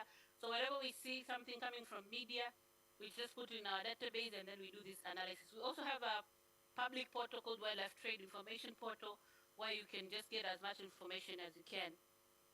So now I'll go a little bit on the WHOOP study, which is the market survey. And it was done in three countries, Kenya, Uganda, and Tanzania. It was desk-based, household-based consumer surveys were conducted, and also in-depth interviews were conducted.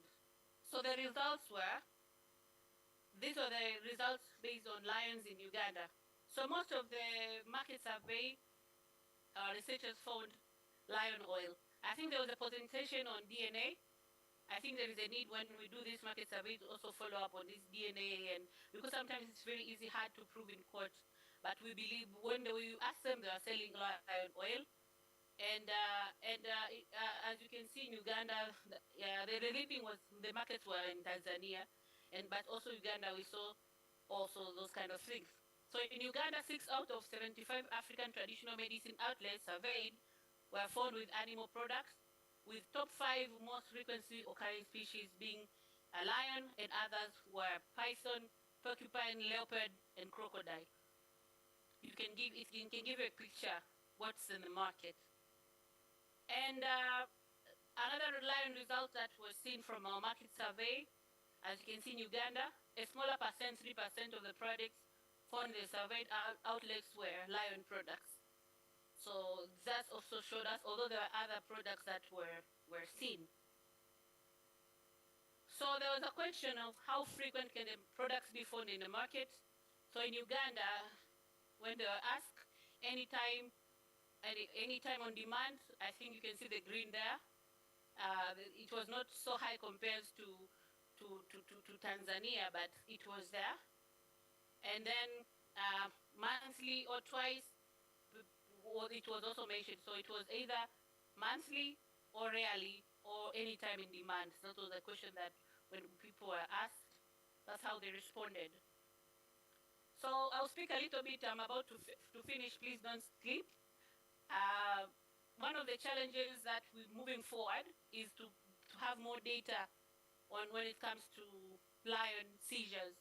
So far, we don't get as much in Uganda. Maybe it's because the poaching, we don't know the answer. Is it the poaching is down, or is it we don't have information, or is it because the lion are not there? But we really need to do a comprehensive data collection on to get different seizure, trade routes, where is it going, get that analysis, because for now we have, but it's not that huge. And we also need on human wildlife conflicts, problem animal control, or now we call it coexistence, or I don't know if we still call it human wildlife. Yeah, illegal wildlife trade, poaching data, etc. And these are just recommendations on also to look at lion in a perspective of demand reduction or social behavior change. I think somebody mentioned about witchcraft. This is something that we need to do to have this behavior change perspective programs that people can really change. We've done that within traffic on other species, and it's something that's recommended. And yeah, and somebody also mentioned about collaboration. I think the previous prevention about this, like example, this Greta Virunga collaboration, interagency collaboration, because this is not a Uganda problem. As you know, wildlife, lions, big cats don't have passports. They can go anywhere, and they can go and they can be trafficked all around in the world. Yeah, that's all on my part. Thank you very much. And I believe I've done justice of speaking very quickly. And if I miss anything, these are my contacts. And yeah, thank you very much. And back to you, the facilitator.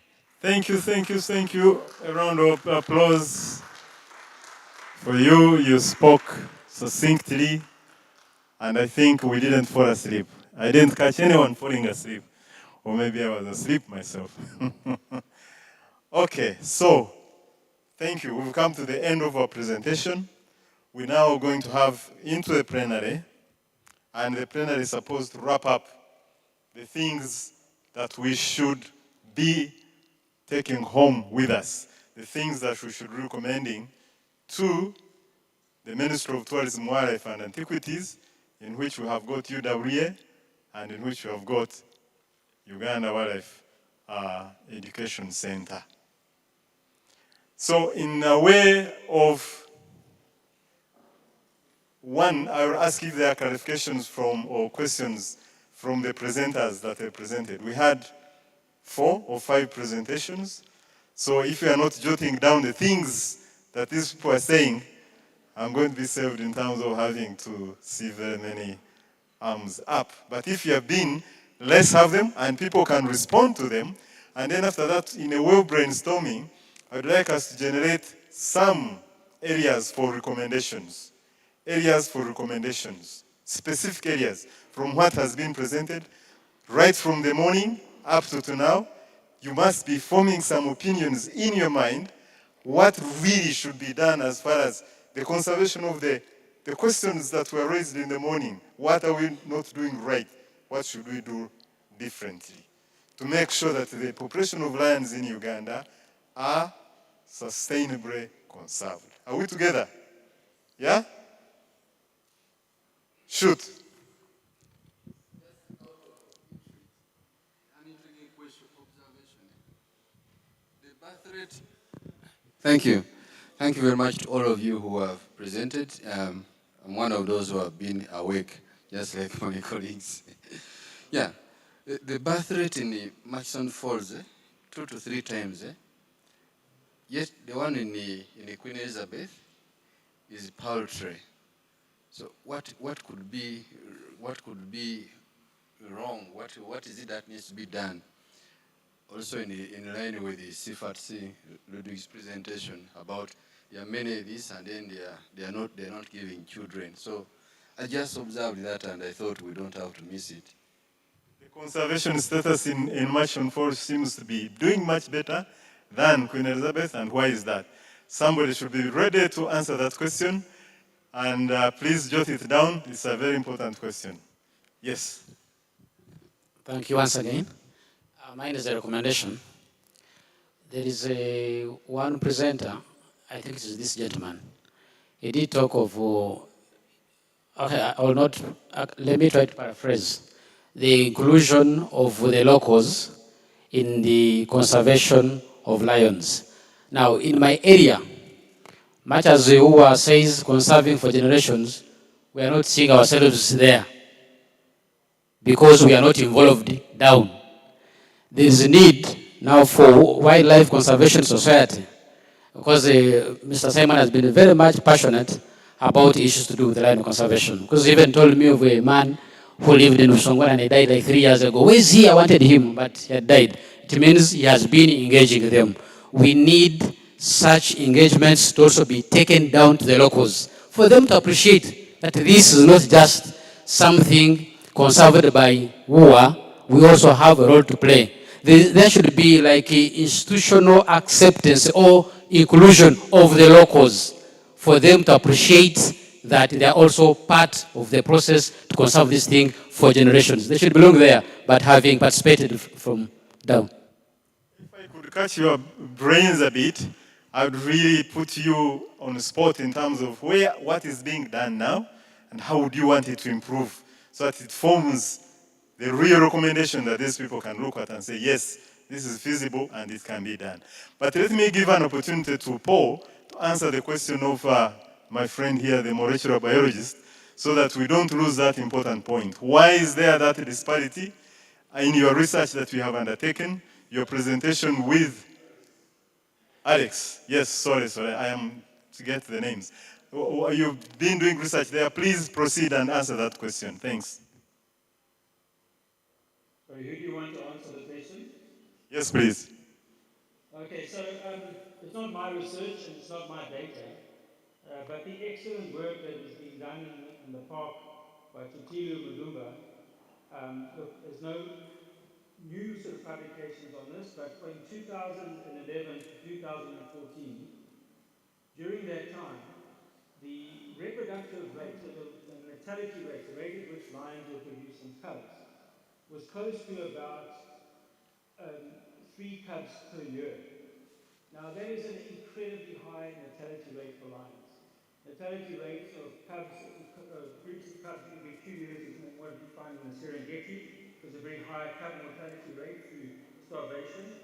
And then as you move away from the Serengeti, lionesses typically produce one group of cubs about every 3 years if the cubs survive. Now in a system like Murchison and Queen, you'd expect cub survival to be quite good because there's plenty of prey available. But it's when they start to move away from the prides that mortality increases. And the specific thing that is the most important thing about lions in both Queen Elizabeth and Murchison, and this is from data from existing studies there, is that the prides, the established prides, are losing 1 lioness per year to snaring or some form of other human-caused mortality. When lion prides lose a single lioness per year on average, they disappear in no time at all. And it's only, I believe, this very high natality rate in a place like Murchison, but also in Queen, that allows the lion population to persist in any sort of way. If you kill 1 lioness per year out of a pride of lions every year, generally in most savannas they're gone. But it's the very, very high prey and the easy access to prey in those parks which allows the lions to breed in it's compensatory reproduction. It's not their intended reproductive rate.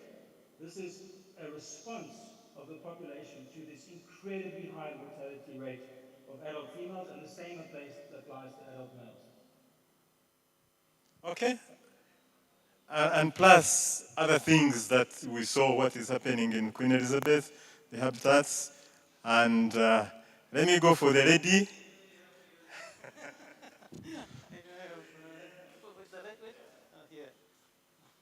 That's Jennifer. Thank you. I'm Jennifer again from Total Energies. My question goes to the person who presented the population census of lions in Uganda.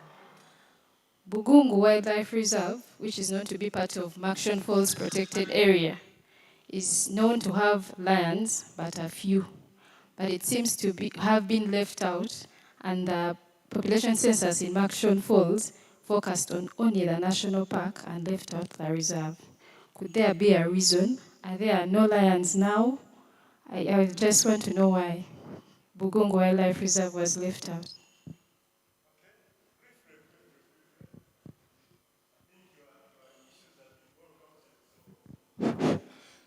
Thank you once again. I'm very perturbed with some of the presenters whereby there are a number of research and a number of recommendations. Now this goes to the ministry and all the stakeholders. Why is it that there are a number of these recommendations and they are never implemented? Do we really love our country? Do we really love conservation as it is a norm? Then my last point is recommendation. I have been singing this in several forums. We understand that law enforcement is never enough. I did propose that it is better to involve communities living in the park or neighboring the park. We form some groups, that these groups will be supplementing on implementations. We cannot directly give them salaries, but since there is a 20% cost sharing that goes in those communities, we can advise them, they make proposals, we fund those projects of theirs, so they may benefit from there, but they support the law enforcement. In case there is any poaching within the communities, at least they are easily giving the information to the people concerned, and those law-breaking people, they are apprehended. Thank you so much.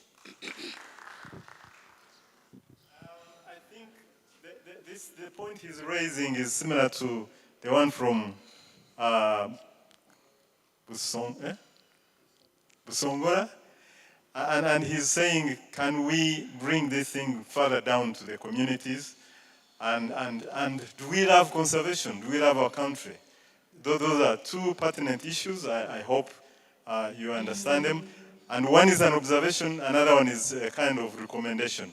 Can we get the communities to really participate? And he's suggesting forming some kind of structure, institutional structure at the community level. Right. Thank you. A very quick one. But I think it has been raised that poisoning is one of the main reasons for decline with the lions. And I would like to know, what is the authority currently doing to compensate people who lose livestock? Because it was mentioned by another speaker earlier today, and I think everybody in this room would react the same way. If you inherited cows and the lion comes and kills 3 cows, you ask for compensation.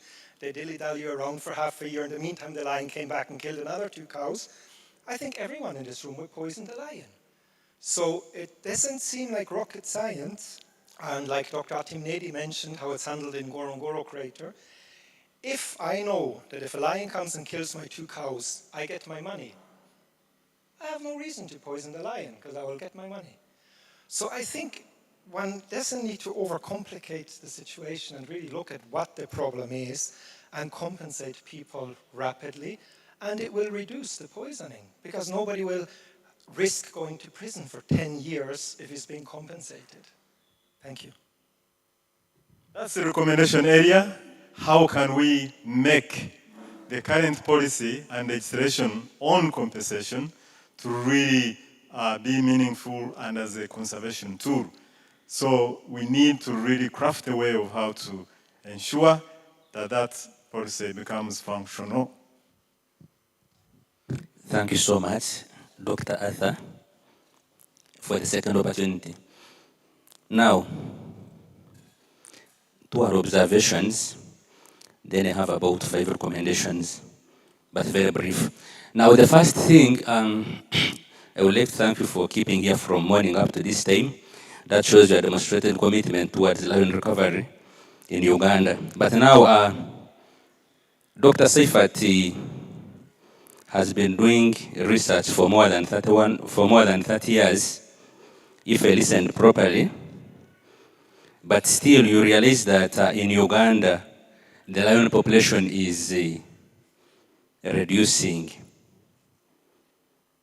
Now, things have changed.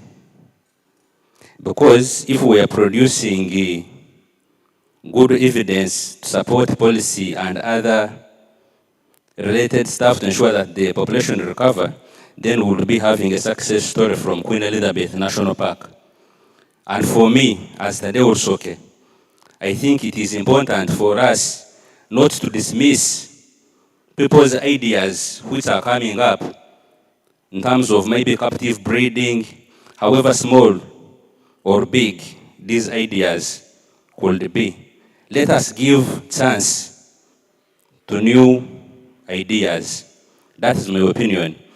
And the other issue is on why are people not up in arms when the Uganda Wildlife Authority and other partners plan to translocate rhinos from the Ziwa Rhino Sanctuary to Ajai? Why are people not in arms? So if we are talking about captive breeding, isn't that close to a captive breeding in Ziwa Rhino Sanctuary? Maybe someone will comment on that. So, I'm not like supporting people from UWEC, but I'm saying let us give chance to new ideas. Now, having said that, I wish to commend Dr. Seifat on his efforts of monitoring the lion populations. And I would also request whoever is concerned to think in terms of more investment, in terms of conducting surveys and research, because at least out of the several presenters who presented, the issue of data insufficiency comes up quite often. So there is need for more survey and more monitoring, of course, with the improved tools and the like. Now, I always tell people, because they come from the coexistence perspective, if I'm poor, which even has been highlighted by many researchers, you cannot tell me, protect that resource, do not cut those trees, do not hunt when I'm poor. What am I going to feed my family? People will still illegally go to the protected area to fulfill their needs. So what is important here, we need to address some of these threats, including some of the root causes, which is poverty. And in this vein, I think I support I support someone who spoke actually from Songora.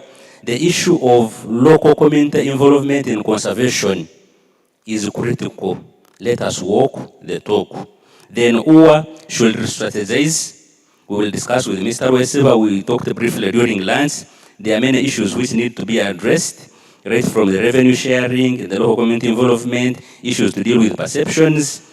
And even if you wanted to test on a pilot basis, you give UWEC a chance to pilot breeding of lions, then they go and integrate them. It is a process. I teach species reintroduction, translocation, and captive wildlife management for the last 14 years at university.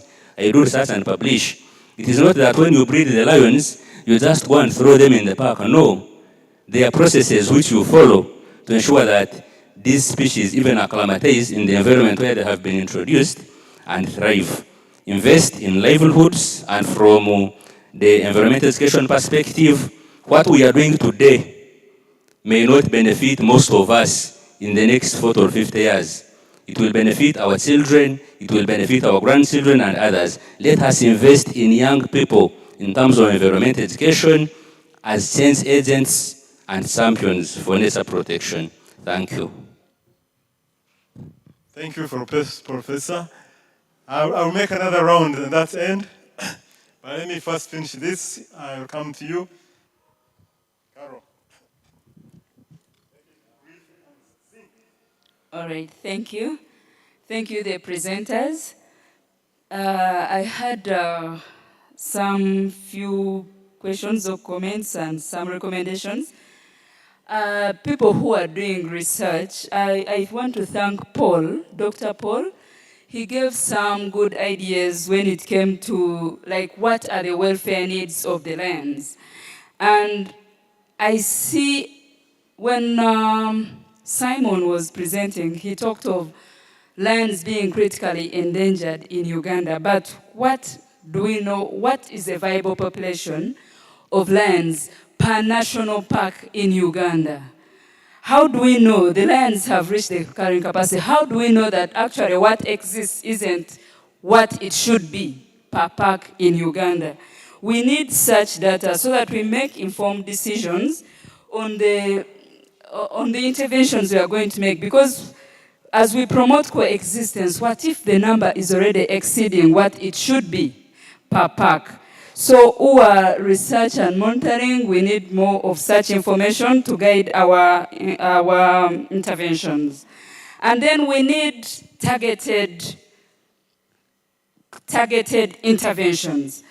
We're talking of working with local communities. I'm going to focus on Kidepo, where the researchers are telling us in 3 months, they just saw 4 lions.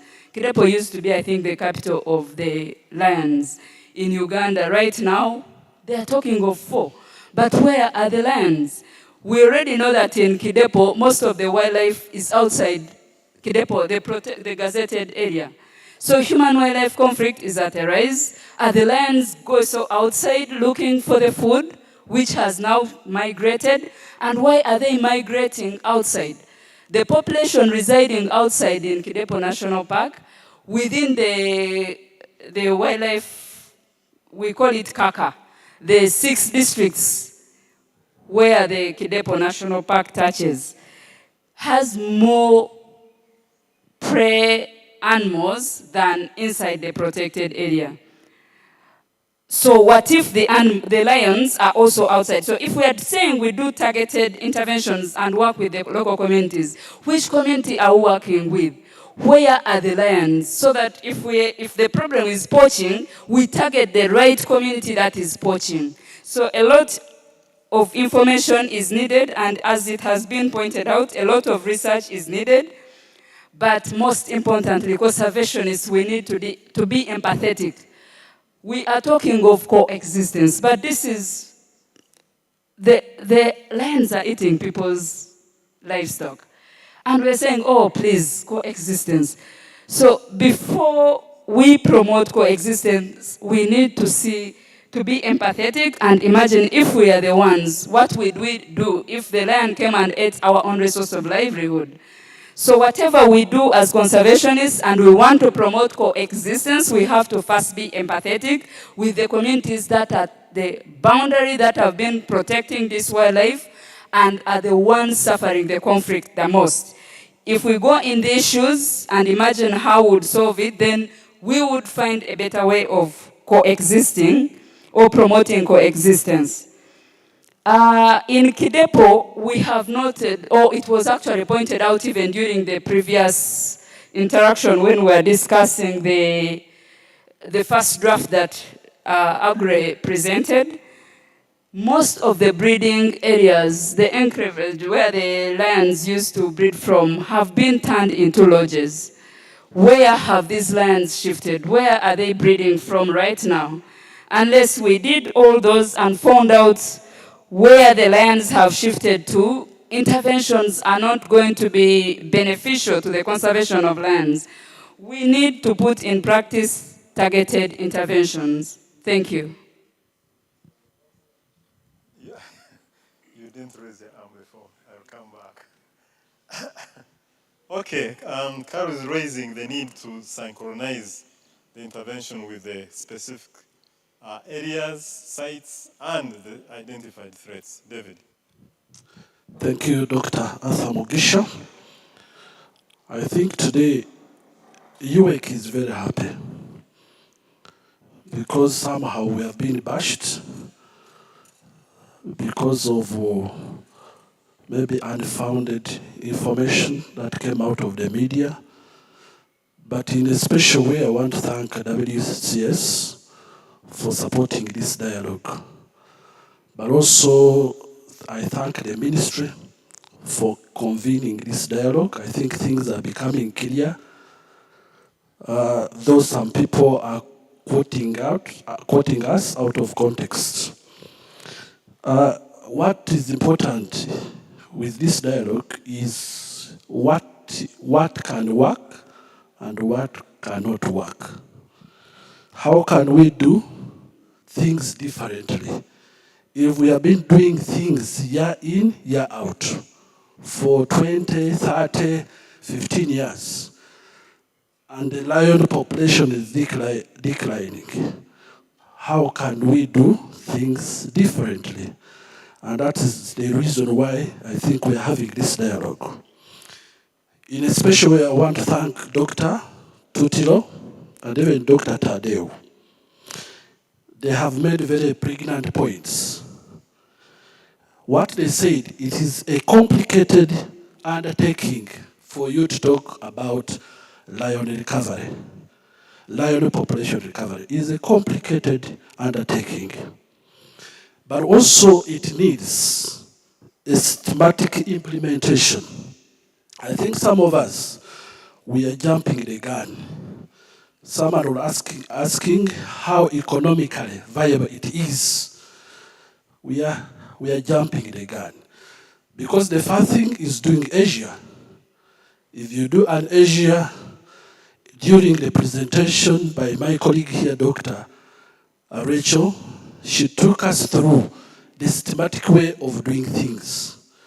If you're asking the carrying capacity of lions, if you ask David, what's the carrying capacity of lions in Murchison, I may not give you the answer now, because we have not done assessment, and that can only be done through the Asia, and we get those answers. But also, Dr. Tutul said, it is a multi-pronged approach, and also participation. So don't look at UEC as the only institution that is going to implement this project or this program called Lion Population Recovery and Conservation. It involves everybody. And I'm very happy that the colleagues who are attending this work dialogue, they have made very good contributions, and let us move together. Don't leave this program for UEC, don't leave this program for OA. As I conclude, Doctor,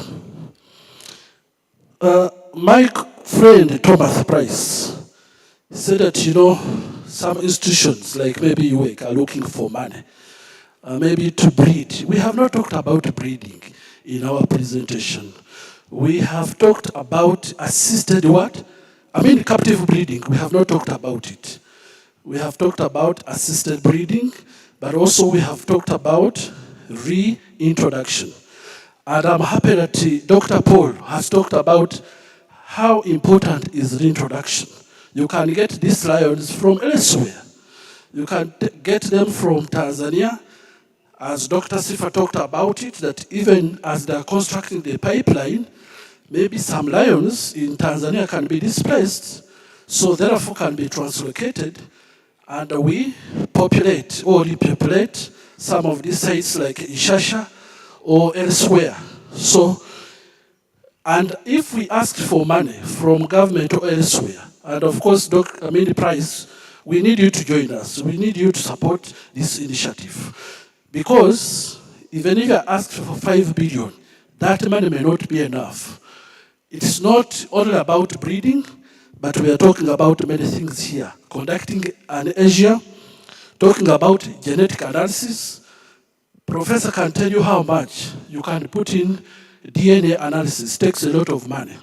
We are talking about community engagement. Those enterprises, they take a lot of money. We are talking about biobanking, we are talking about research. So all these interventions, they take a lot of money. But I want to request you that at least by the time this dialogue ends, UEC is not talking about breeding, captive breeding of lions. We are talking about assisted breeding and reintroduction of lions. As I conclude, someone mentioned 5 years, is it enough? I think that was a mistake. For us, we are supporting the strategic action plan of the large what? Carnivores. That's 10 years. And therefore, it's not 5, it's about 10 years program that we're talking about, not 5. I think that correction should be made. Thank you so much.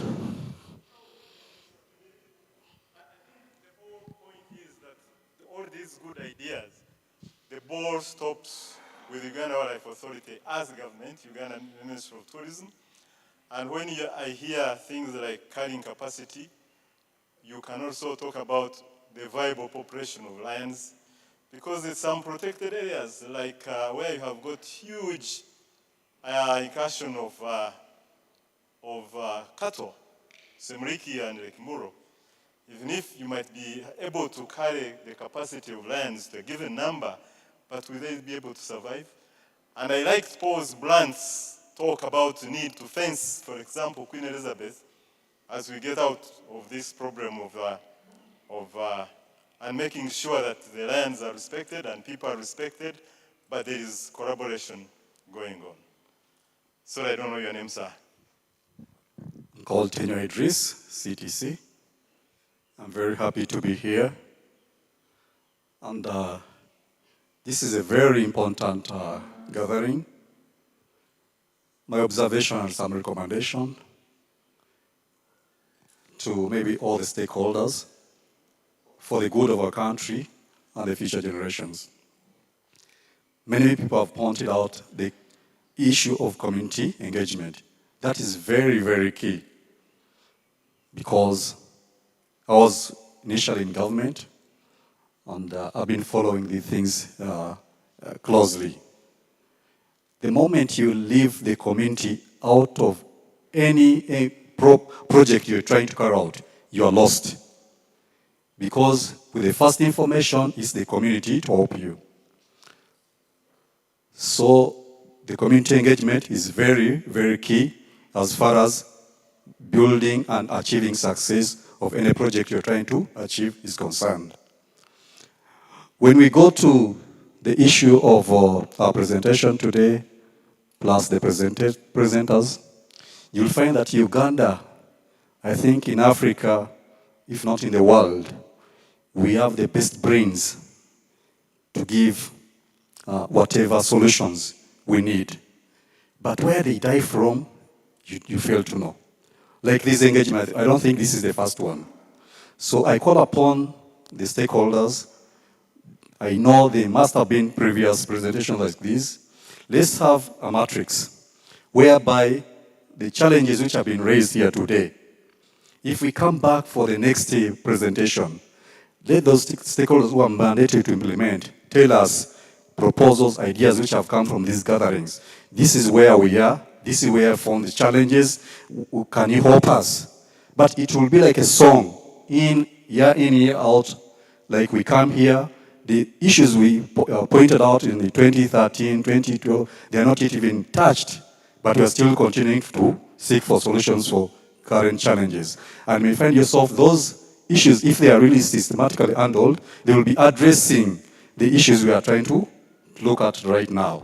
So I call upon the stakeholders to take these engagements, ideas, presentations seriously and go and develop policies. I call upon my brother Joad that these ones, let them come out as a paper. And I would love if you would have invited parliamentarians here, maybe the committee members on tourism, so that they can know the challenges, so that when you go in the committee, you are on the same page. But I have not seen any representation from Parliament, and when you present to them, it will be like a new story to them. But if they come in search for us, they really get the challenges, and they really get to understand what you're going through. Sometimes it's financial, which is limiting you. You could be having the ideas on paper, but what is lacking is the financial to implement them. Or the ideas to be pushed. If the committee members are here, they will say, oh, we attended this forum. So the solutions, we know them. They will put to task those who are like me, so finance, we need this money for ABCD. Because when you look at the tourism sector or any other sector, it is like our bodies.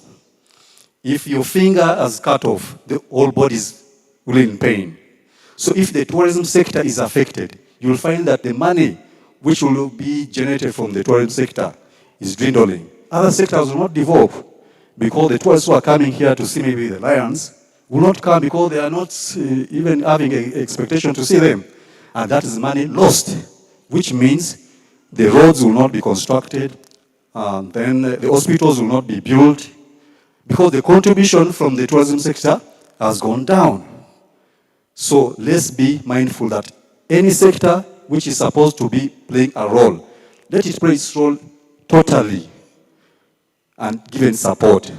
So the next time, I really request our brothers in the ministry and other stakeholders to invite also those participants who are really in line of that. Then when I'm winding up, there's the aspect of intelligence which maybe our people need to use. You find that the population going down. You may point out that maybe communities are not really playing the role, but you find yourself even the staff within the institution. I'm telling you this because when I was also in government, the feelers could come in that staff are involved in the poaching, connivance. So the morals, could it be low pay? So we need to look at the motivation of our staff in those areas. How do we motivate them? Others go to the extent that they even tamper with the gadgets which are donated to them to help in the monitoring of the entire what? National parks. They end up disorganizing them, spoiling them, and then when it comes to evaluation or trying to track, you can't because the gadgets are spoiled. So there's the element of also looking at the morals or the remuneration of the staff who are in those what? Sensitive areas. Thank you very much. Thank you so much. Time is running out, and we should be coming to a close. He's raising two important issues. Let's walk the talk. Let's not talk and go away. And secondly, let's do a self-reflection. Is there some skeleton in the cupboard that we need to get out? Or do we have a log in our eyes, and we are looking at the speck in other people's eyes, and that could be one of the problems. I'm going to bring this to a close because tomorrow we have got another day for identified people who are going to be technical and looking at all the things that we have said here today. The issues that we've raised here today, we've been capturing each and everything. So tomorrow we are going to have a smaller committee and get a tooth comb and look at it in terms of the report that we are going to make, and especially on the recommendation side. So what I want you to think about as we wind up is there something that we have left unattached? Just think outside the box. Try and live back towards the morning when we started at 9 up to now. Is there something that we have not touched that you really would want to see in the report? Because if we don't talk about it, then the technical committee will not be able to talk about it. And this gentleman tells me, yes, he has. Thank you, Doctor. I'm requesting to speak while seated. Muhindo Crispus. I studied wildlife. I'm not in, okay, I work with oil and gas, but the views I'm giving are not representing oil and gas. First of all, there is a tendency of humanizing lion conservation in such a way that we tend to look at it as humans, and of course that is expected. So like a man stands and looks at the cows in his farm, when he sees the stocks going down, he may get worried. And somehow we might also end up transferring this to the lions, because the lions are coming down. Yes, that's true, but we also must be cognizant that previously there are other factors that were in play regarding the populations of the lions we had in the past. For example, the human populations, other factors, for example, the expanses of land, the disease resistance, survival for the fittest, and the rest. So having low populations of lions may not automatically mean that we are having unhealthy populations. Here we have to look at quality of the population, for example. Professor Masembe talked of the genetic diversity. You could have so many of them, but the genetics is not good. You could have so many of them in south of Queen Elizabeth, but the males are more, and that makes the viability of the population poor. You could also talk of the population structure. So I would beg that we also go deep into the quality of the population so that we don't always just base on the numbers. There is also overdependence of the lion population on veterinary intervention. Remember, these are natural populations. They're supposed to evolve naturally.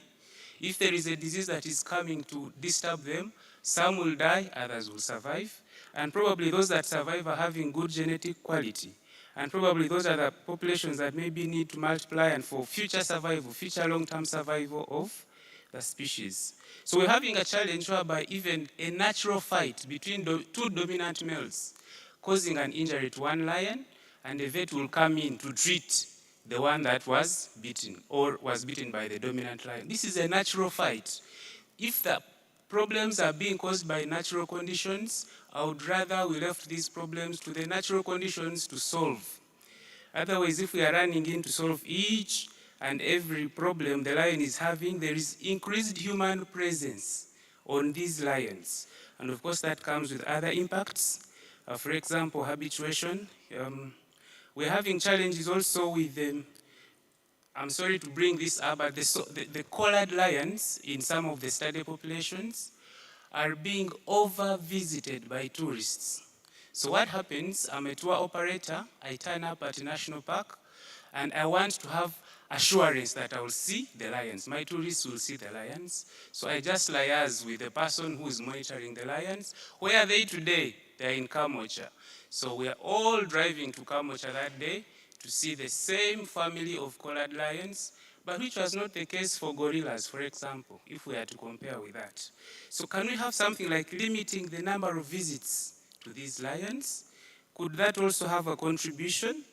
There is a philosopher called Masanobu Fukuoka from Japan who implemented what we call the do-nothing method. It's possible that we just provide favorable conditions for the lions in the national parks and we see how they progress, rather than running in all the time. A lot of land cruisers here and there, and we have also experienced that in some national parks like Mburo, we did nothing about lions for some time, and the lions came back.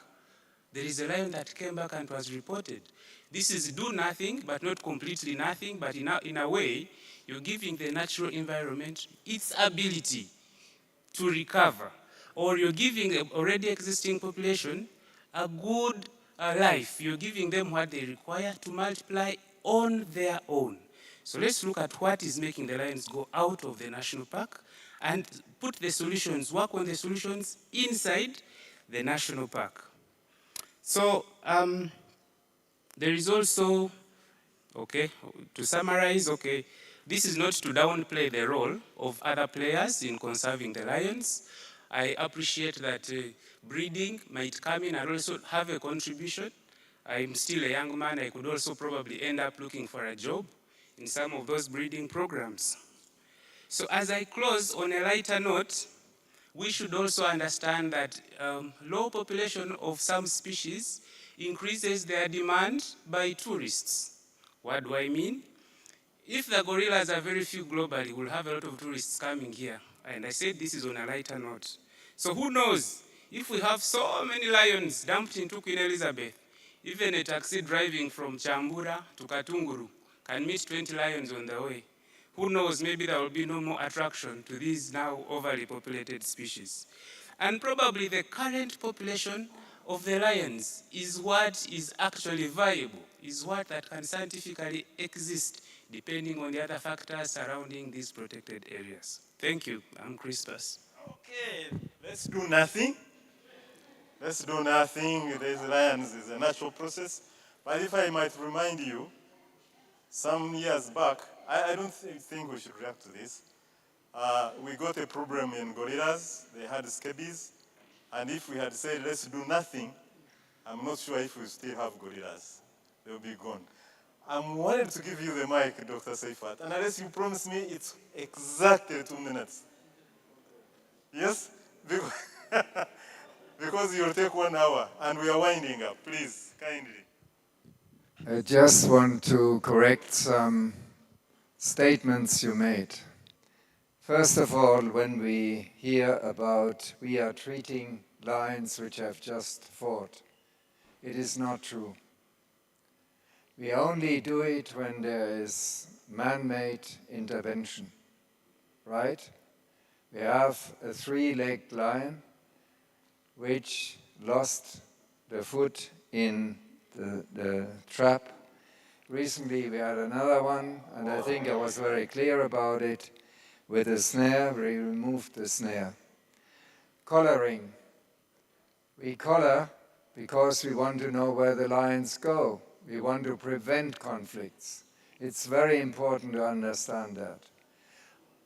If we hadn't collared lions and we hadn't taken tourists there, those lions would all have been poisoned because we get money which we would otherwise not having got. And that has helped to compensate people, maybe not 100%, but I think it contributed a lot to the people who were affected by livestock losses to tolerate them. So I think let's not go away with the wrong information from this meeting. Thank you. Thank you so much. That's were 2 minutes exactly. I think let's do this. Tomorrow we are going to come back with a technical committee. You might not be among that technical committee. I suggest that I will go one round and you tell me just one area that you really feel we should have a recommendation in. Don't give your opinion because we've heard all these opinions. Don't give a speech because it's not your time. Just one recommended area that you really feel has not been touched. Is that fair?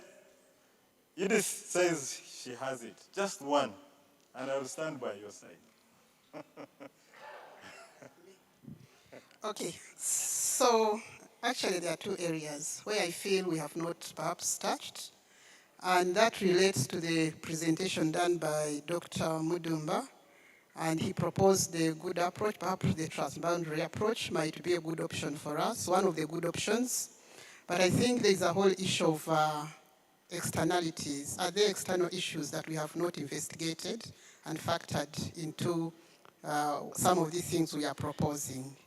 So I think there is a whole research gap into that area, externalities, and still it also touches the presentation done by the presenter from traffic, because it appears the market surveys, all information she presented is sort of more localized, but are there externalities, like she talked about trade in lion parts, skins, furs, and all that?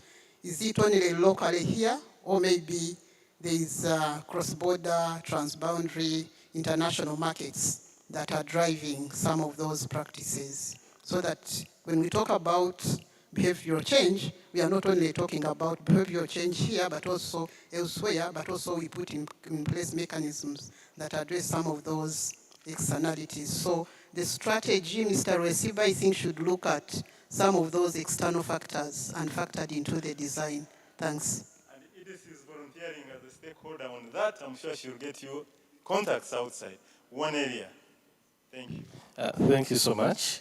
Earlier on, I talked about assisted reproduction. I was glad that Dr. Rachel also talked about it. But I believe and I recommend that it is one area that we should start investing in terms of building capacity, so that by the time it remains our silver bullet, we already have that tool in stock. One thing, only one that I want to add on, is the issue of interface between livestock and the wildlife.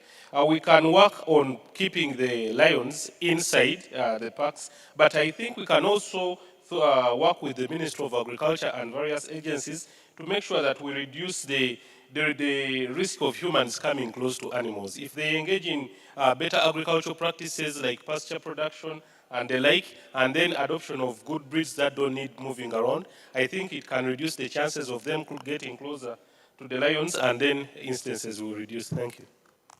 Brilliant. Everyone wants to give you're tearing me out. And you don't want to go home? It's coming 6, man. Please, one area. Thank you very much. Mine is just very brief. I'm Carl Wilfred from Ministry of Water and Environment. They have talked about almost all the factors which are leading to population decline of lions, but I'm not seeing anything like habitat restoration issue being addressed. Should we come up with a clear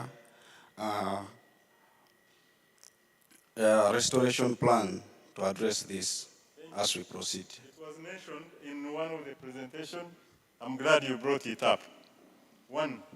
Yeah, thank you very much. In the previous presentations, I've not seen any kind of information about behavior change of the animals, because population, you are recovering population, but one of the ecological fitness is about the behavior of the lions. And lastly, I feel like there is lack of integrated approach. You don't see really how, because population is attributed to the prey, environmental factors, but it seems to be all over the place and we don't have quite an integrated approach. So we need a recommendation on the integrated approaches of the targeted species and its environment. Okay, one area, and we wind up. David, I cheated you, I think. Thank you once again. There is one area that I feel like we've actually missed, and that is integration of IT into all this. Lions apparently are being monitored via Earth Ranger and Smart, but that's remotely. But we realize that that cannot work only by itself. There should always be also a team on ground that has to monitor lions day in, day out. And now that the population is already like wanting. The other, which is a question and was not answered, I would like to bring it again, so maybe somebody can answer it, is that some person from UX said they are doing assisted breeding, but the question was, are our lions unable to breed by themselves, like under natural causes? Oh yeah, you asked that question and I think it's slipped. Why should we want midwives for these lions? Can't they do it themselves? I think, can I answer that? David? I answer it, thank you. When you look at the statistics that they have offered, the lion numbers are going down and nose diving. And so if we leave them to continue this, they might come to, sorry? You supplement on my question. I thought you were asking. Thank you. Now this brings me to what Thomas just said. If you have this bottle and it's leaking, even if you fill it with water, it will always still be leaking. Even if we bring lions, whatever, thousands of lions in an area which is not secure, they will still die. So he knew the answer, but he was being a devil's advocate, as they say. He's saying we need to, first of all, contain the hole in the basket. Your Majesty, and we close. Okay, well, thank you very much. The thing that we missed that I need to remind people is the conservancies, the wildlife conservancies. In the areas, at least in Busangora, I mean, they need to be created as a way of creating community-based conservation. So I'm hoping that you can add wildlife conservancies as a plan. They're already existing in Kenya and South Africa and have been partially responsible for the successes that they've been talking about, whereas in Uganda they have not been implemented, except for about a few conservancies, but they're not actually community-based or community-owned. Sorry, the other thing is that when the hotels and guides and, tour operators in the local areas, in the areas where they operate, they should make sure to support, to employ locals. That's not been happening. And so the thing is that most of the money that the locals need or need, they spend on school fees and hospitals. And so the poverty needs to be sorted. If you can solve those two things, basically medical and education, people will have disposable income. And the areas, especially along the lakes in Hamkungu and other parts of Busangora, again, you need to have tourist markets and things like that so that people can actually benefit from tourism directly, which is not the case right now. So I'm asking that you include the community-based conservancies in your reports. Thank you. Are you asking for your majesty? Doctor, thank you very much. Strategic plans on lions recovery and interventions. Case study is Queen Elizabeth National Park, as you have known, it is the oldest park in the whole of Africa. Queen Elizabeth National Park have challenges you have not addressed. Straight away the challenges are roads, Kasese Bushenyi High Express, Kasese Mpondwe High Express, Katungu Rushasha High Express, Kasen Junction, Tule Katwe. Ministry of Works or UNILA must be involved when we are planning for Queen Elizabeth National Park. If you don't involve them, whatever you are conserving will go. Fisheries Department must be involved. Why? We have Lake George and Lake Edward. We have more than landing sites under Ministry of Fisheries. Now these fishermen on the lake directly or indirectly affect the conservation of wildlife. Summary, salt mining in Lake Atwe under different department. When you are planning for Queen Elizabeth National Park, ensure that Minister of that is responsible for minerals is involved. Those are intervention, the people who should be in this room hearing what we are saying. Thank you very much. Thank you so much, David. I think we've captured everything. I think everybody has had a chance to participate. I don't think I'll be stoned for having gagged the voices of the people. So I think we are coming to a close, and I'd like to take this opportunity to thank each and everyone, and even our colleagues who are online. There is one area that I, as an individual, thought, if I'm allowed, Mr. Baruku, as an individual that I felt, no, thank you. No, thank you. I felt that there was the presentation from Paul and the presentation from Dr. Seifat. They were diametrically opposite. And I think that is an area that I really pray that Uganda Wildlife Authority takes the coordination role of ensuring that all the research, all the voluntary work that is being undertaken for and on behalf of the lions is properly coordinated, and people are talking to each other and we are sharing information instead of each one going on their own way. I thought that was a very important area that should be in this report as a way forward. And on that note, I'd like to thank you once again, and I hand over the mic to my good brother, Mr. Jawadu, for any other additional announcements and closing processes as to how he wants it. I thank you so much. Thank you, our facilitator and stakeholders. We want to thank you so much for staying here this long. This is an indication of your commitment to lion conservation. And as the PS rightly informed us in the morning, the ministry is committed to conservation of wildlife and lions in particular. So we don't take this for granted, and we thank you for the views you've given us. According to the program, we are supposed to take you through a summary of what the rapporteur has captured.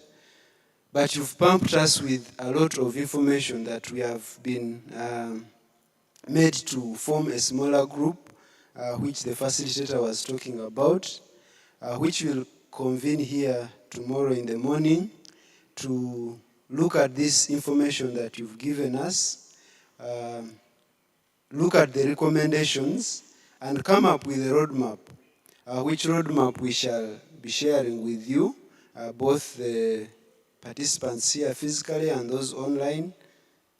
So we believe that you've given us your email addresses. We are also going to share with you the presentations, those that we managed to get.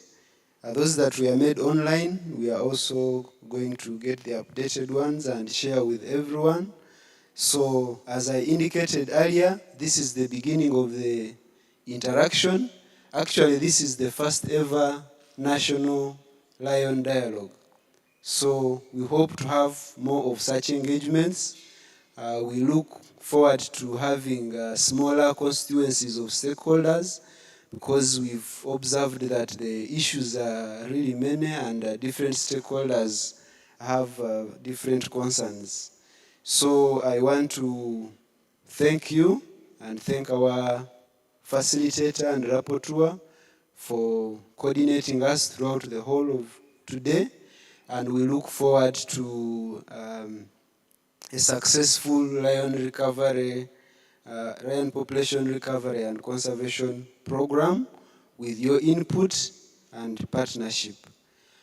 With this, I wasn't asked by the PS to close, but allow me risk my job by declaring this dialogue officially closed. Thank you. I think the paparazzis wanted a photo here. So, where is the young man? Are you the one? Yeah, you are here. So, he can organize us here so he takes a photo for his records. So, kindly let's stand here and then we take the photo and off we go.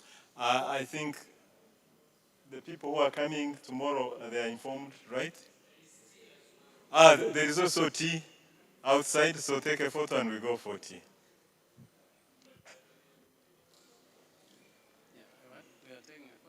Yeah, talk for a photo. Okay. So, just one thing, because people might expect money right now, right? Yeah. Again, for purposes of logistics, we run a cashless office, and we requested that for your transport refund, per diems, whatever the